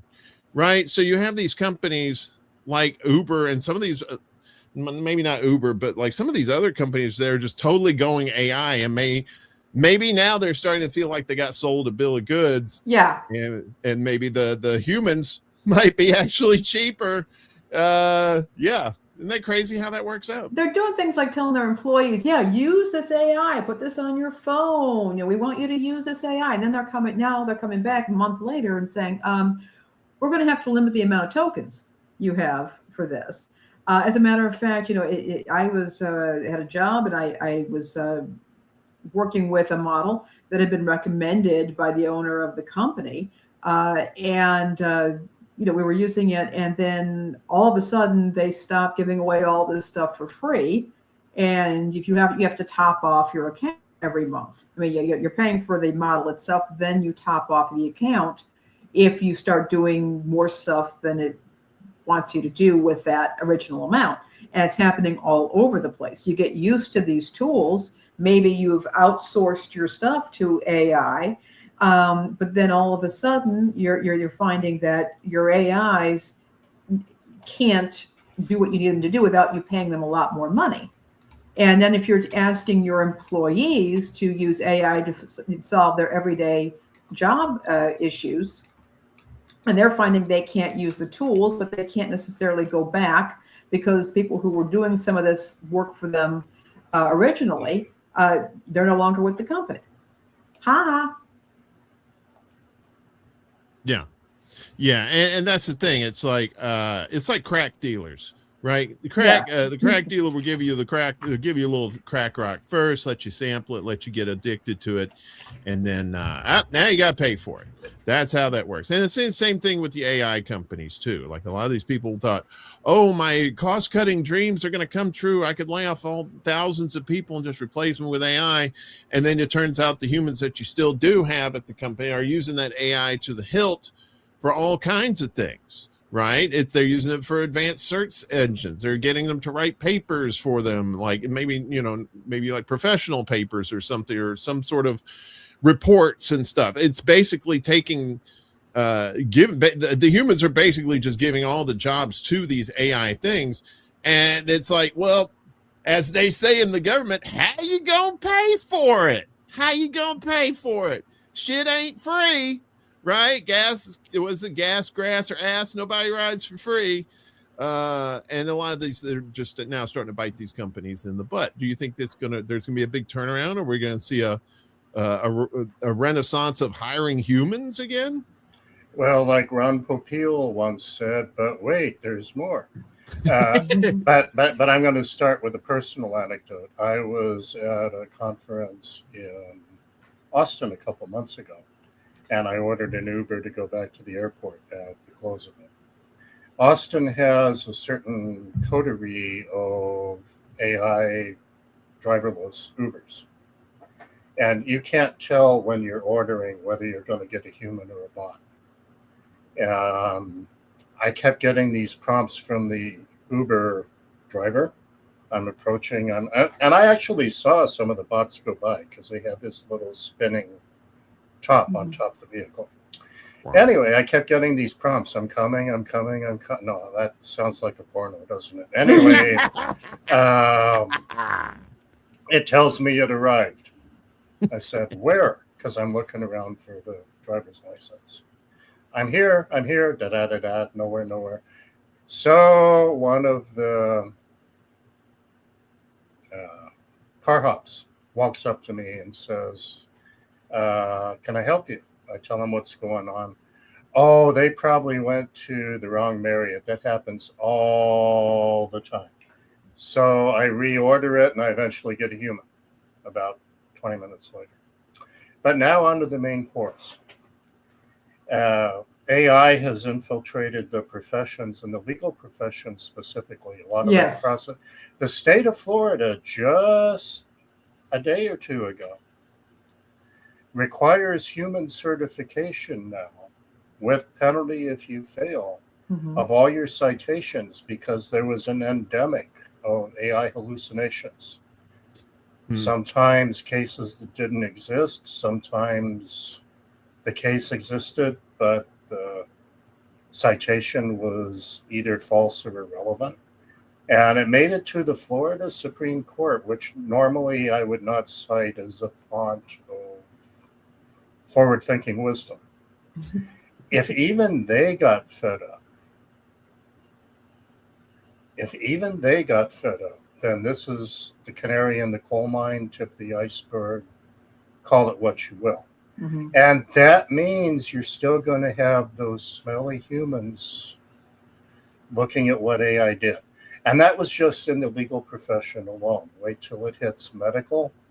Wait till it hits everything where people actually care about the quality of the work product. That ROI with massive reductions in force ain't coming.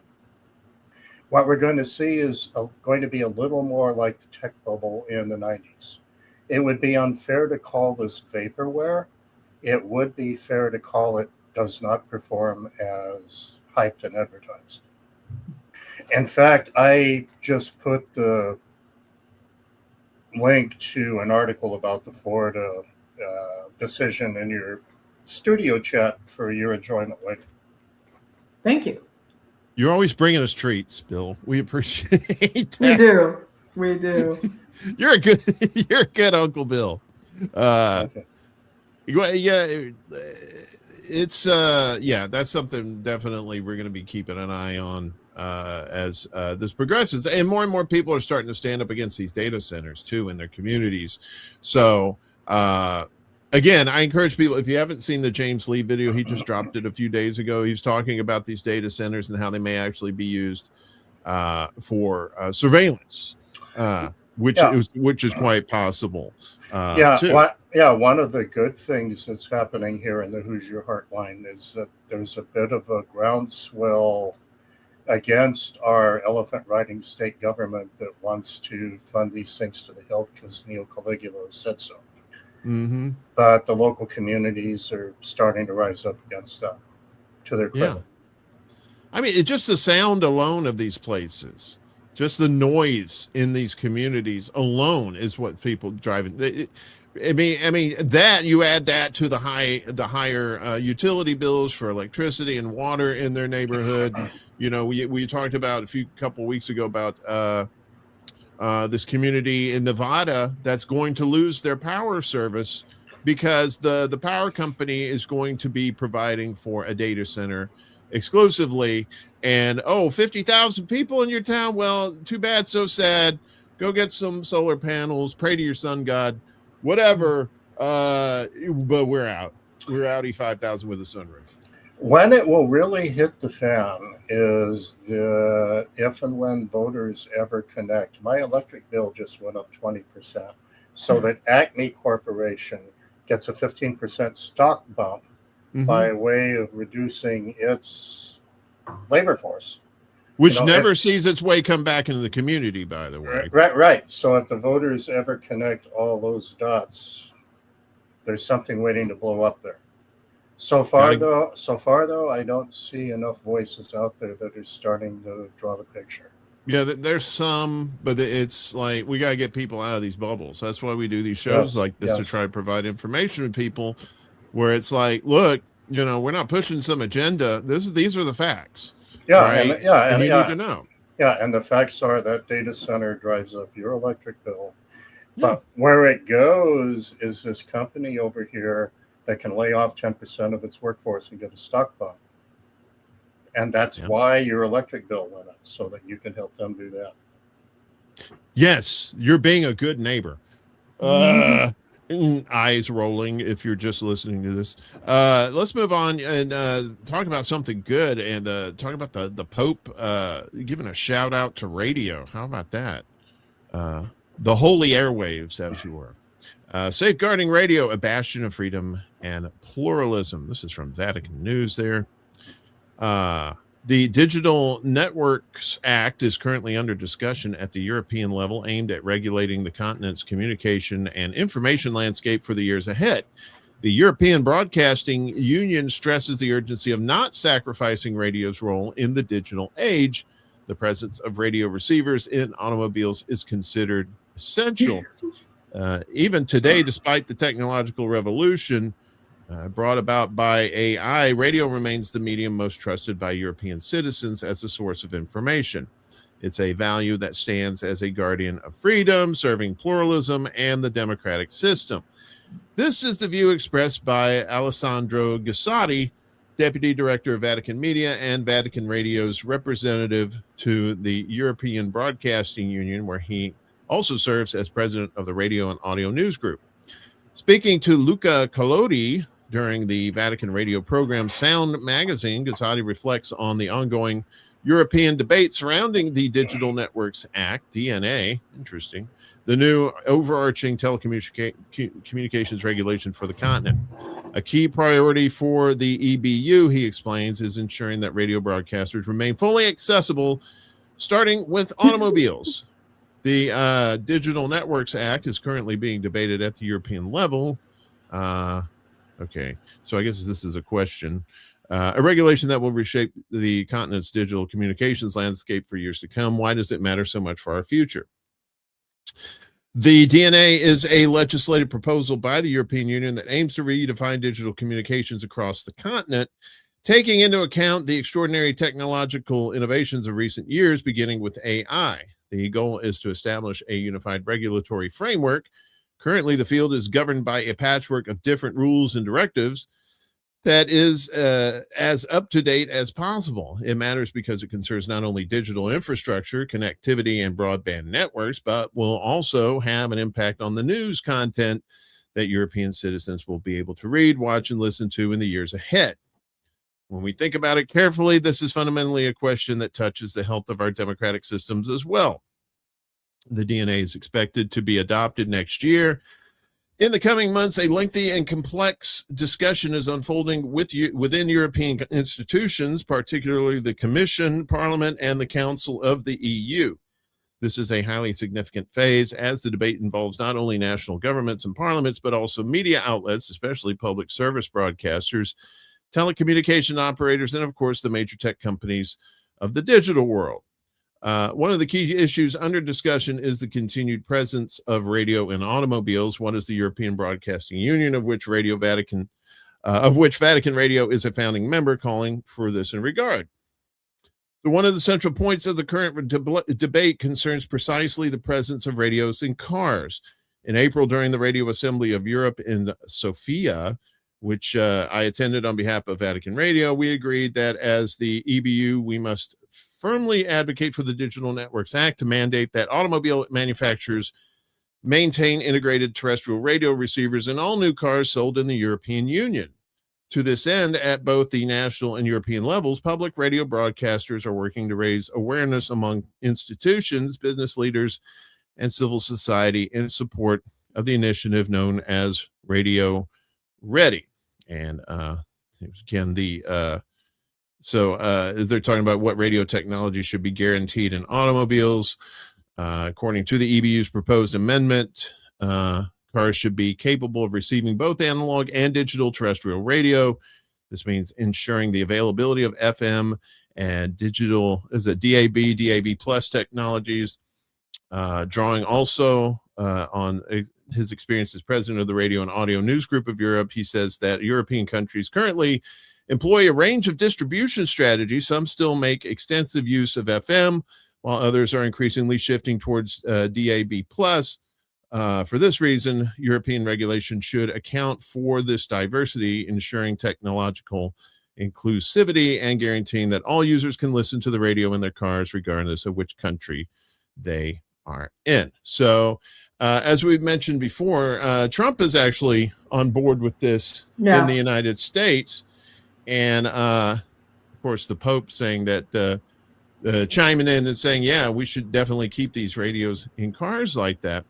And I tend to agree, too, that because it's more like a more convenient ham radio in a sense, right? You know, where before the internet, people were talking to each other on ham radios and whatnot. And to have that information from even in like you're going to see more and more independent sources in radio as well.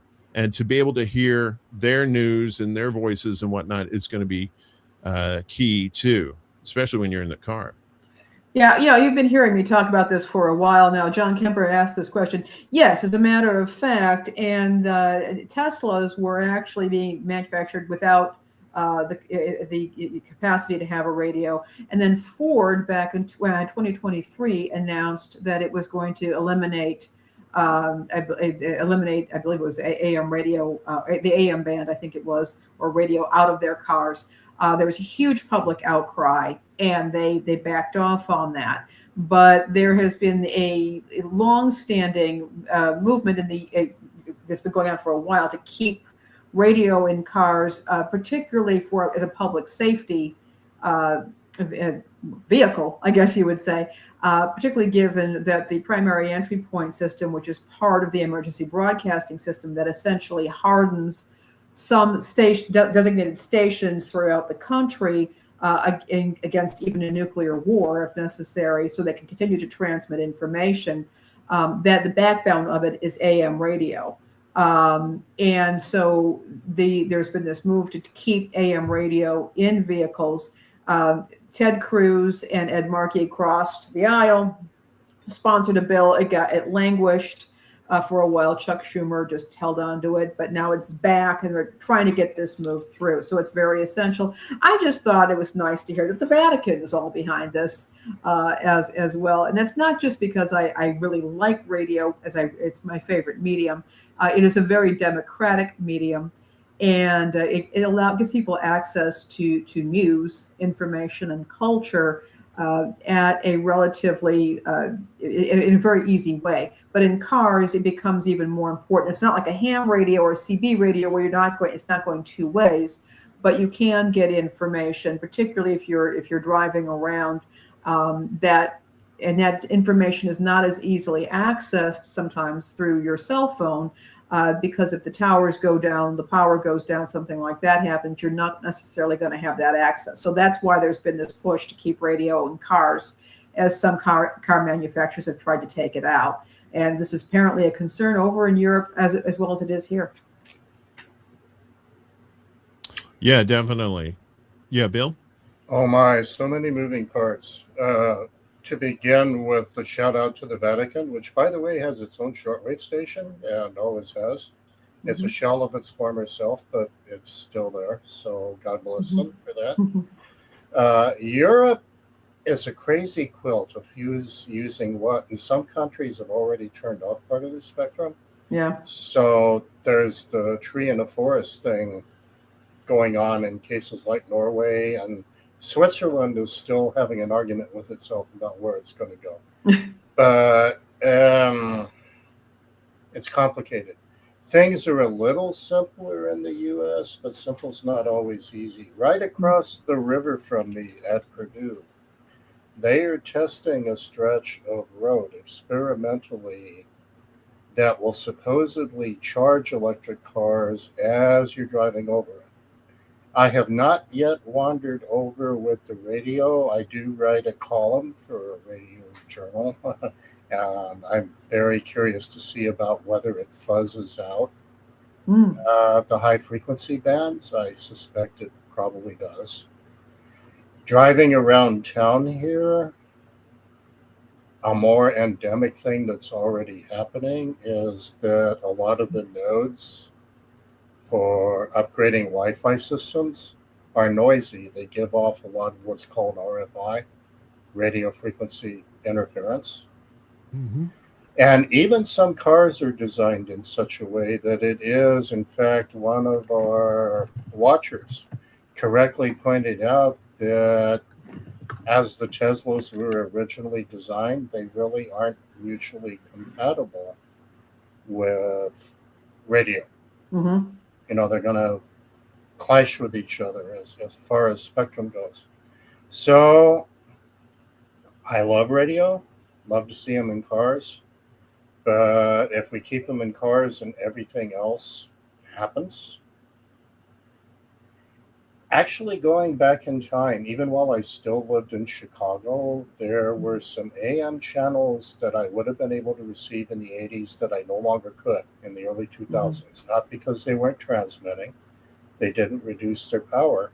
There was just too much RFI going on in the neighborhood. So addressing the cars in isolation is a feel good, but if we don't attack the broader issue of RFI, it's ultimately going to end up in the same place. You can turn your set on, but nothing to listen to here except. Yeah. I know that, and I'm going to go back and grab some stuff from when I was working for Radio Inc. But there are ways of protecting the radio transmission. It's supposed to be there. It doesn't add that much, but I can get the exact details and specs and bring it back over here. Also, just for what it's worth, FCC regulation, I think it's Part 15, requires automobile manufacturers to allow for reception in the cars. So it's not been well enforced. The FCC has its own special problems right now. But I'm going to get the further details because there are details on that have been addressed and are being addressed. I'm going to go find those and bring it back to the show. Yeah, including the FCC is a little understaffed right now, but. Oh, don't get me started. Oh, don't get me started. And just so people know, the Vatican radio station is WPOP. That's right. It's Pope Radio. Holy See. How about Holy Here? It's radio. There's no seeing stuff. So speaking of overseas, we're going to get to our next segment here. The man of war stings, and of course, war everywhere. Peace sells, but who's buying? Doesn't seem like anybody is these days. As neck deep in the Lebanese mud, Israel in meltdown after Netanyahu cancels Beirut strikes. Oh, I bet he felt really bad about that. Israeli media outlets and officials have erupted in anger over Trump's unilateral ceasefire announcement between Hezbollah and Israel, with settlers from the north complaining that they remain ducks in a shooting range. Maybe you should probably get out of their country. Just saying. From the chaos in the streets to the Lebanese mud, Israel appears to be a country where every action dictates terms to it.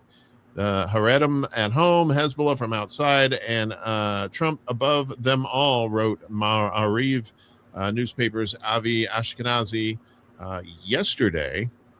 In a proper, serious country, several things would have happened this morning. The prime minister and the government would have resigned and gone home, and the Air Force would have continued a wave of strikes throughout Lebanon, a campaign that should have begun yesterday at 9 a.m. and continued uninterrupted until Hezbollah raised a white flag, he added.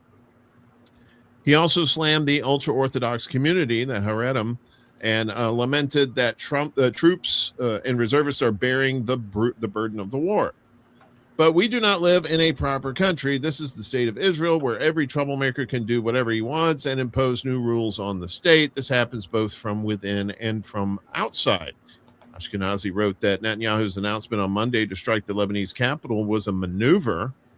Netanyahu's fear of Donald Trump is greater than the pressure he faces from residents of northern Israel and from public outrage over the fact that soldiers are currently sitting like ducks in a shooting range in Lebanon. And the military, despite it being summer, remains stuck neck deep in the Lebanese mud, Ashkenazi went on to say. Israeli news outlets Walla also cited security sources saying that Tel Aviv's backtracking on striking Beirut undermined the Israeli occupation in South Lebanon, and that this has strengthened ties between Hezbollah and Iran by linking the two theaters. One security source was quoted as saying that refraining from striking Beirut harms Israel's efforts to sever the connection between Hezbollah and Tehran, which Israeli officials view as the central objective of the war. However, the source added that the army is ready to carry out an attack on Beirut if the political leadership approves it. Members of the opposition and the ruling coalition both slammed the decision not to strike Beirut. Opposition leader Yair Lapid described Israel as a protectorate state of the U.S., while Avigdor Lieberman complained that we are not a banana republic. More like a hot topic, see, because we're talking about mall stores there. Dahi must be flattened now, and we must not stop until the last building there has been brought down. According to Lieberman, former Israeli Prime Minister Naftali Bennett also accused the government of losing control of Israeli sovereignty, while National Security Minister Itamar Ben-Gvir urged Netanyahu to reject U.S. pressure and proceed with attacks on Hezbollah. You said that a strong prime minister tells the president of the U.S. yes when possible and no when necessary. This is the time to tell our friend, President Trump, no. Now is the time to do what is required and necessary to strike Hezbollah, to unleash the hands of our fighters, and to restore security of the North, Ben-Gvir said. According to the Haaretz newspaper, the threats to attack Beirut were hollow even before the U.S. intervention. Now, a lot of people will say, well, yeah, the United States is a puppet of Israel, but that may be the case in a lot of situations. But the United States is the money man, right? They're the bag man. And in the end, if Trump doesn't like what you're doing, it doesn't matter who it is, he's going to come after you. Like there was allegedly there was a phone call between him and Netanyahu where Trump said, you're fucking crazy. What the hell's wrong with you? And I don't know. Do you think that you guys think that honeymoon is over? What do you think is going to change after this? Not everybody at once. No, I mean, I'm looking forward to the next thing going boom, and we'll see how that happens. If they want a distraction. That's what I was thinking. Like when you were reading this thing, it's like, well, wait a minute. I thought we were the puppets of Israel, and it's.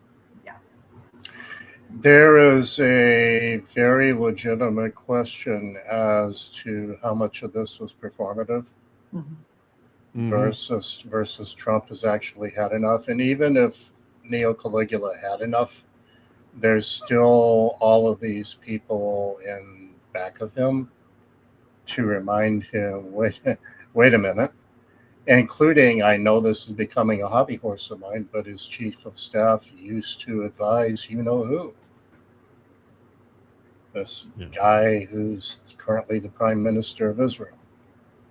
So he's got a lot to unplug there to really tell Bibi, basta ya, that's enough, no more of this, and actually make it stick. On Netanyahu's part, we fixate sometimes so much on the Epstein files and Trump that we forget that Netanyahu has problems of his own.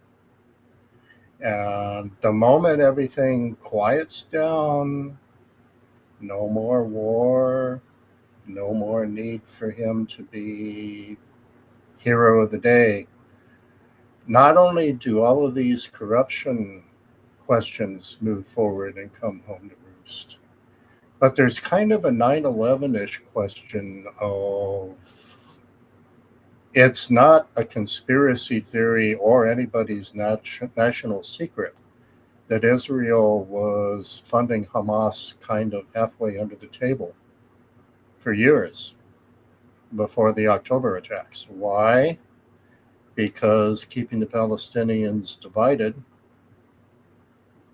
kept them from being more effective at demanding a unified state. Now, the October attacks came at I'm not saying that the October attacks were dummied up in order to push that aside, but that question was already kind of hanging there like a bad pierogi. Everything calms down. Eventually, the media that are giving Netanyahu a pass on certain things are going to come back and look at that. Especially if all that Israel ended up with was bombed out next door territories and exhausted military. And their Iron Dome has been proven not to be the magic talisman. that was originally advertised. And leaving it, even if one ignores the degree of censorship that's happening in Israeli news about how much damage there has been, the fact that we have had to ship so much of our own ordnance to defend Israel, and we used a lot of THAADs and other stuff to make sure that Tel Aviv and other cities didn't turn into rubble. That raises questions about the Iron Dome too. So if you're Netanyahu and you know what's coming toward you on the day after, are you in any hurry to wrap things up? This is a guy who's backed into a corner, in his own mind at least. If anything, I would expect things to get crazier. Well, yeah, I mean, this whole thing is keeping him out of court too for yes, you know, all the charges that are against him, and Trump's trying to get him pardoned, you know, trying to get Herzog, the president, to pardon him and stuff. And it's like, yeah, don't know what he did yet, but whatever it is, give him a buy, you know. Yeah, exactly. Well, he's Israeli. We have to protect our own. That's what it sounds like. Yeah. You mentioned the Iron Dome, and of course, one of the country that actually exploited its weakness was Iran, sending basically not junk, but lesser expensive drones and missiles and stuff at it. Meanwhile, the Iron Dome is putting out all these missiles to knock those out of the sky, and those missiles are expensive.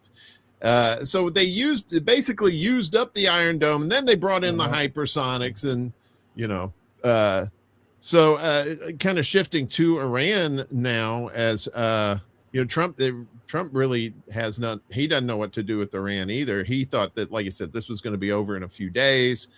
They kill their leader. They're going to bring in some puppet, and then it's business as usual with the United States. But lo and behold, that didn't happen. And here we are in June now, and they're still in talks. They're still the Strait of Hormuz is still in flux too. As informed Iranian source says, the draft memo is still under review in Tehran, I guess for a treaty or some sort of peace treaty. An informed source told Iran's Mehr news agency on Tuesday that the final draft of a potential memorandum of understanding related to Iran is still under discussion in Tehran, and no response has been issued yet. This is regarding their nuclear program. The source said that the U.S.'s bad history of not keeping its promises has prompted Iran to deal with the issue very cautiously, noting that Iran, based on its past experiences, seeks to achieve real gains. And that's just Iran alone. I'm pretty sure they are paying attention to the fuckery that the United States has done with other countries too. He added, the U.S. is worried about the war, and we are concerned about the agreement because the U.S. spent a lot on the war and did not achieve success. The source stressed that Iran's basis in the agreement is a system of mechanisms that ensure tangible and reversible implementation procedures, reflecting Tehran's continued emphasis on establishing guarantees in any potential agreement with the U.S., particularly in light of past disputes over compliance and implementation, and of course, the U.S. going back on their word time and time again. According to the same source, Iran's negotiating approach is shaped by its previous experiences in international agreements with a focus on ensuring practical and enforceable outcomes. The emphasis on tangible and reversible implementation procedures highlights Tehran's demand for structured mechanisms within any future agreement. On that note, Saeed Ajroui, a member of the media team for the Iranian negotiating delegation, said on Monday that Iran has rejected the transfer of Iranian nuclear materials to the U.S. in the initial phase of talks, adding that the issue of transferring this material was not mentioned in the latest draft the U.S. sent. In the first stage of the negotiations, the Americans were demanding the transfer of Iranian nuclear materials to America, a demand that was not accepted, he said. He noted that Washington has since modified its position, and according to the latest textual amendment sent by the U.S., the issue of transferring or disposing of materials is no longer on the table. In the latest textual amendment sent by America, the issue of transferring or disposing of materials is not mentioned. Instead, it has sufficed with references to phrases such as determining the status or the fate of the materials or resolving the matter of the materials, he explained. And this goes on here to discuss this more, but basically, Iran is very, very careful because they know the history of the United States dealings with other countries, including their own, and are not just going to like just give up all their nuclear material, their nuclear program, any of that stuff. When they themselves hold the high card in this situation, right? Yeah, they have been devastated by bombs, but they are still intact, and they've been preparing for several decades for this to happen. So, I mean, this is basically the will of Iran versus Trump's ego. And I think this war is going to keep on going for until either Trump gets impeached and convicted, or till the end of his term, and God knows who's going to be next to pick up the mantle after that. I don't blame Iran for taking its time at all, but I've made that very clear. Iran has nothing to gain from easing up and a lot of stuff to lose. And Warren, I think you're right. I think this is going to go pretty much forever. Trump's only real play is declare victory and go home. Yeah. That's really the only play he has. There are too many people behind him, including that pesky country we want to integrate our military with, that aren't going to let the go home part happen. No.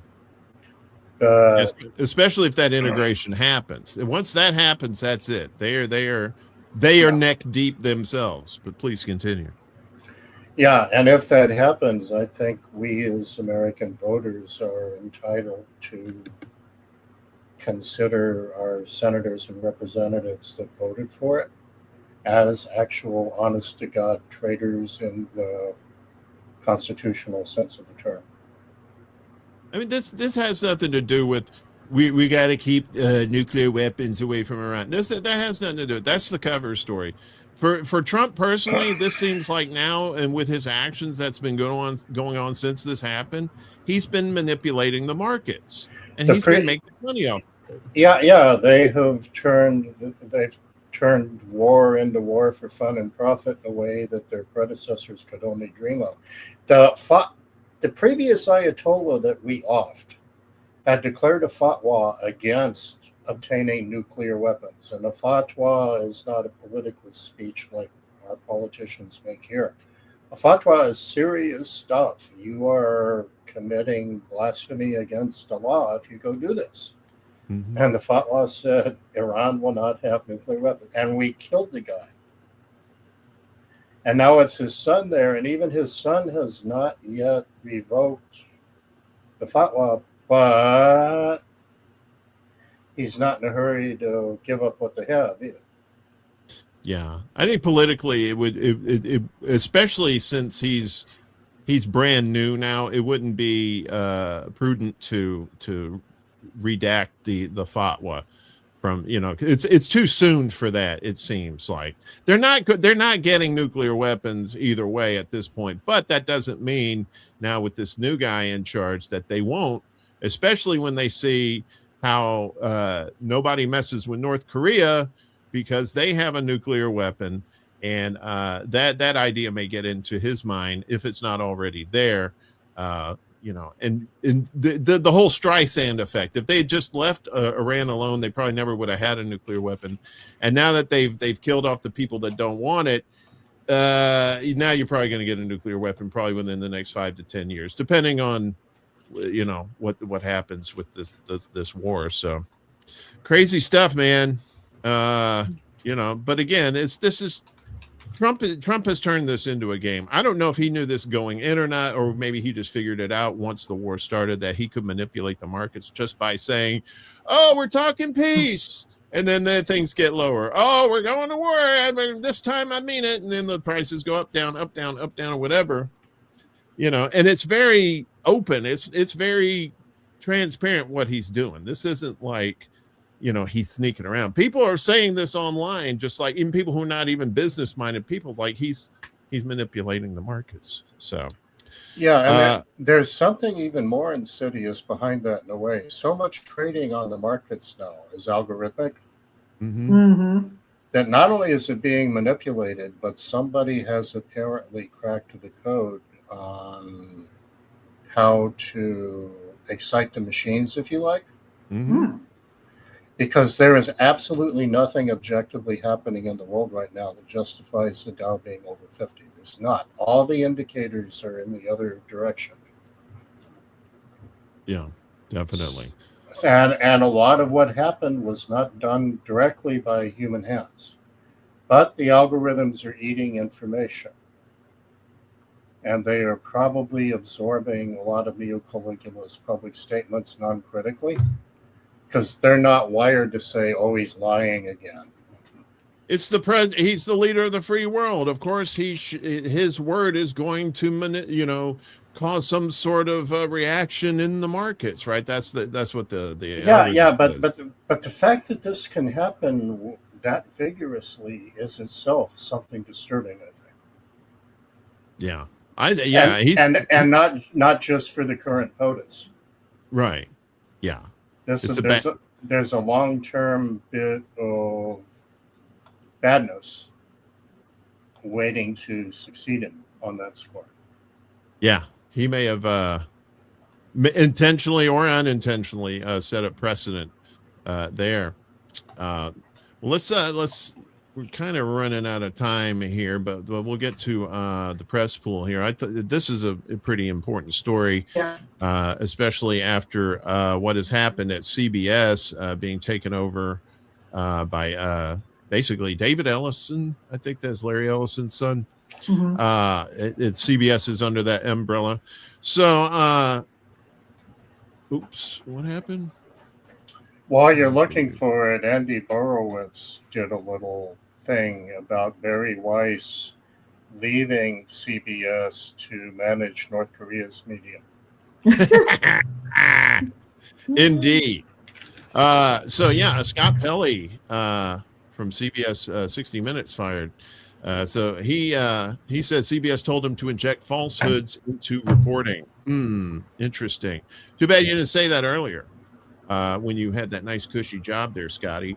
The longtime 60 Minutes correspondent Scott Pelley, who was fired by CBS News Tuesday after clashing with the network's new management, issued a public statement accusing the network's new executives of silencing employees and claiming they instructed him to inject falsehoods and bias into his reporting. 60 has been the #1 program in America for decades because our beloved audience finds integrity, quality, and humanity in our stories. At least they used to. Pelley wrote in the lengthy statement he shared on social media today, when stewardship of the program passed to my colleagues and me, our responsibility was to expand energetically into a new age of media technology while preserving the values of our audience experts. Now, the new owner of our network is casting this legend aside, apparently to curry a moment of favor with the Trump administration. Pelley criticized the new leadership at CBS, adding, last month, 60 Minutes lost its DNA when our entire senior leadership and 2 of our best on-air correspondents were cruelly fired without cause. Good people were silenced because they stood up for our audience. They stood for fairness against the forces of political bias. They stood for professionalism against chaos. For my part, my new management has instructed me to inject falsehoods and bias into a politically sensitive story. I've been told to include assertions that are unverified. To date, in every case, I've managed to ignore these instructions or refuse them. Recently, politicians have been invited to choose correspondents for interviews on the broadcast. Giving politicians control over 60 Minutes interviews is not how this is done.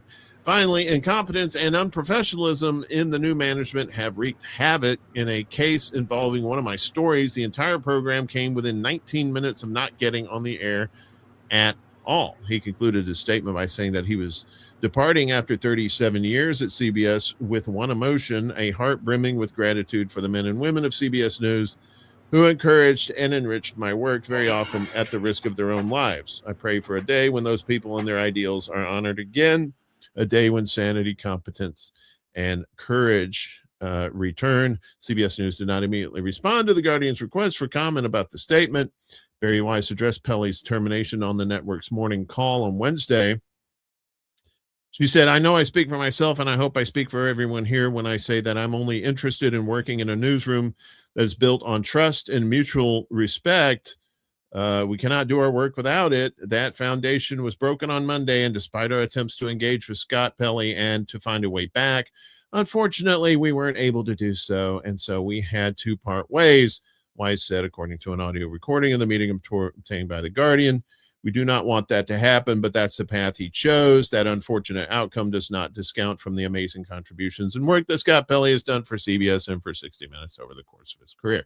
So Scott Pelley finally got his lion's heart, but he had to get fired to do it. I think I'm like, okay, yeah, he's able to tell people what's going on behind the scenes at CBS, which is all well and good. But if he was an actual real journalist, he would have been doing that before and gotten fired for it and making a big stink about it. But he did not do that. So as someone who worked in journalism, that's my take on it. I'm like, yeah, better late than never. But still, people needed to know this stuff about CBS and other media outlets, too, that are doing the same thing, much sooner than this. It is, there's more that I'd like to talk about with what's happened with the demise of CBS Radio News, which is its own special kind of something. 60 Minutes, it's been the weekly program of record, a news program of record in the country. It's happening before our very eyes. And that is really distressing to see. It's nice that he's speaking up now, but I don't even know where we go from here. I really don't. I'd like to. Well, if that didn't piss you off, this might. In troubling escalation against free press, Pentagon bans reporters from Public Affairs Office. How about that? This is kind of an ongoing thing too. It's been going on. The Trump administration's asinine attempts to silence objective journalism hit a new low, said one press freedom advocate late Monday, after the Pentagon announced that the U.S. Department of Defense would mark its press office as a classified area. Classified press. That's an oxymoron, because the press is supposed to give you the information. You can't classify the whole press office. That's bullshit.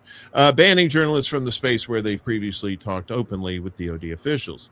Reporters on the military are currently largely banned from the building altogether as litigation is ongoing over the administration's requirement that journalists have an escort to move about the Pentagon, but the new policy means that they should be able to return.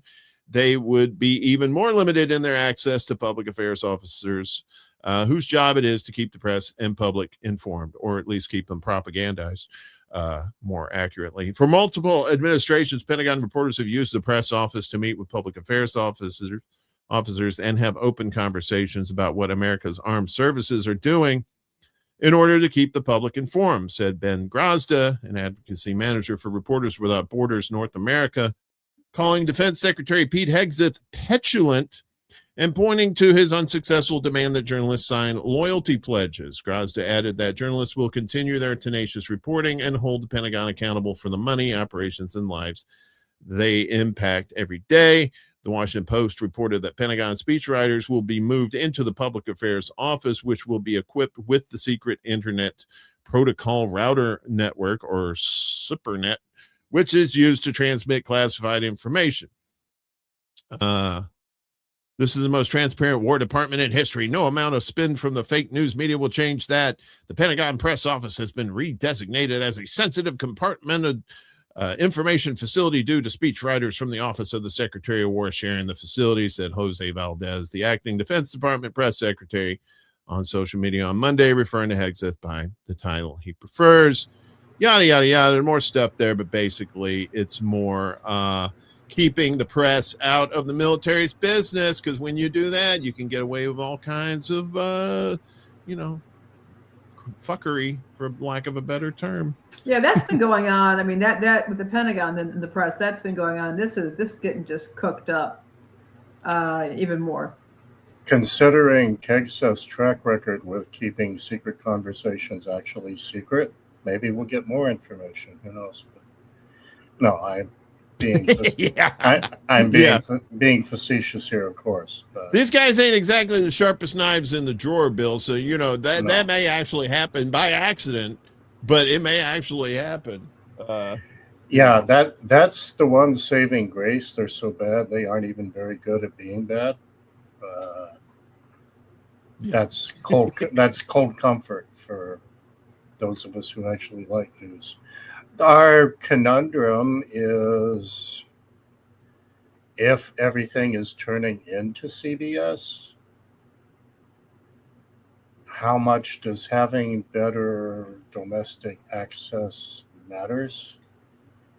To be perfectly honest, U.S.-based news is becoming an increasingly. I mean, I watch it to see what my fellow Americans are being fed, but it's becoming an increasingly smaller part of my diet, except as applies to state and local things.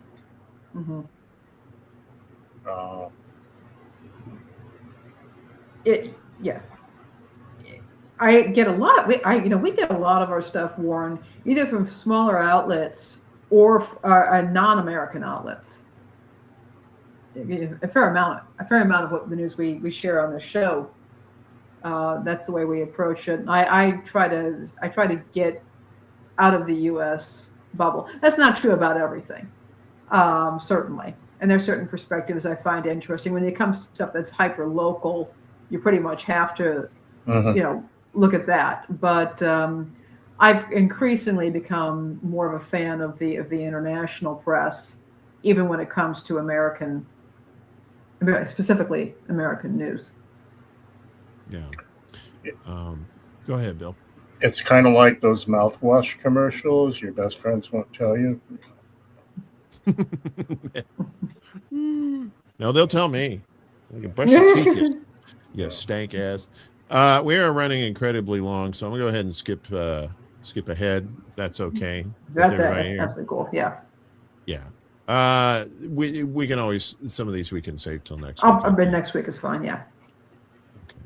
Okay. So let's get to the end here, where we can finally have something nice to talk about, which is you guys have heard of Stonehenge, right? You know, that thing that was in that movie. This Spinal Tap. Yeah.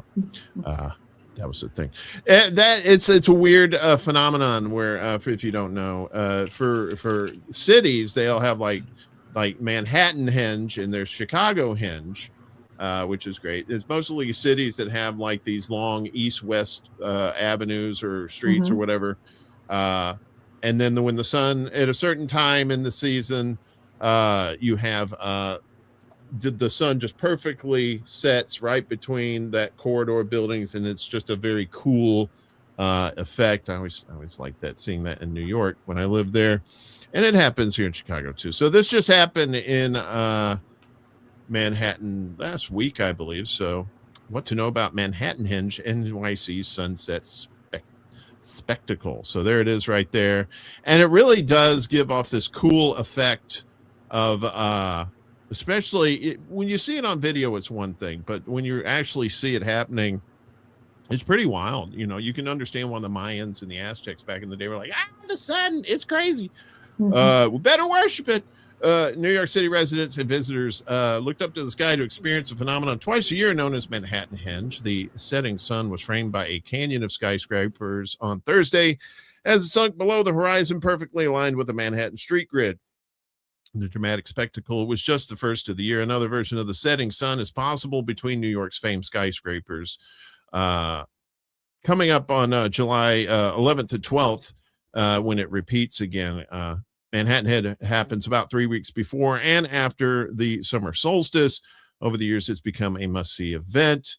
And like we said, that happens in Chicago too. And I got a little information there. So we just had one in late March, from March 20th to the 23rd. The next one will be in September here, the 19th through the 22nd. So if you're in the Chicagoland area, particularly downtown Chicago, check that out, especially if you're into things like the sun, that warms us and could potentially kill us with waves of radioactivity.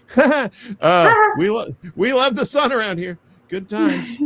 Yeah. So, yeah, that's pretty much it for the show. Want to leave you with something not so disheartening. Well, last week it was all about guacamole, and this week it's about the sun. So there you go. That's right. But this week we went from whack-a-mole to guacamole, and it was delicious, and it was fun for me to do that. So, Bill, do you got anything coming up for yourself? Anything going on with you? I think we talked about my shows for the month last week, so no. Yes, indeed. Well, actually, this won't happen immediately, but the guest I have coming up, I loved his album so much we got to talking, and I'm going to do some liner notes on it for a repackaging of the product. So that's Hugo Cruz and Figure It Out. Gratuitous musical plug. There you go. Well, that's liner notes, man. That takes me back. Yeah. Oh, yeah. Yeah, there are people hiding in nooks and crannies that still read the things. What is this? Read? You're talking about? Is that what words in front of your eyes, and then learn about who you were listening to and why they wrote what they did. All that, right on. All that stuff that gets lost on Apple Music. So. Well, I know, Lainey, you are in town, and we will be seeing you in person this weekend, which would be good to see you. It'd be great to see you and Chuck. You say that now, but it sounds good on paper. But then when it actually happens, all chaos ensues with indeed, fancy tinned fish and weird nuts. Have a Malort for me. Ooh, look at you, fancy. Where's that fancy music? I need that. That's very fancy. Programming note for myself. I'll be back Friday morning for the return of Morning Extra. Just needed a little break to take care of some things, get my mind straight, because when you delve into that many stories all the time like that, it really rots your brain, and I don't want that to happen. So Secret Show will be back too in some form or fashion Friday night. I haven't figured out what I'm going to do yet. I think I'm going to mix it up a little bit, but should be a fun time. And of course, Bill, friend of the show, always good to see you. Yes, thank you so much. Hopefully we'll get to see you again pretty soon. Any final thoughts before we get out of here, folks? Thanks as always. It's been fun, and you always bring good stuff, often that wouldn't have been on my deck otherwise. I know. Oh, great. Glad to hear that. We like to do that. That's one of the things I think we do like to do, Uncle Warren. Yeah. And then the whole point of the show is to inform you. We have our opinions on things, but of course, the main focus is to get you the information, and of course, for you to decide for yourself. Use your critical thinking skills. Get out of the cults, get out of the bubbles.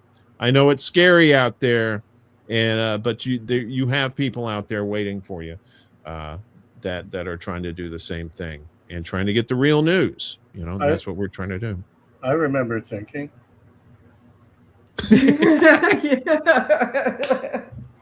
I remember how the process works. I don't know about actually doing it, but I know there's a process to it. So. Well, other than that, I guess we'll get out of here. Thanks, everybody.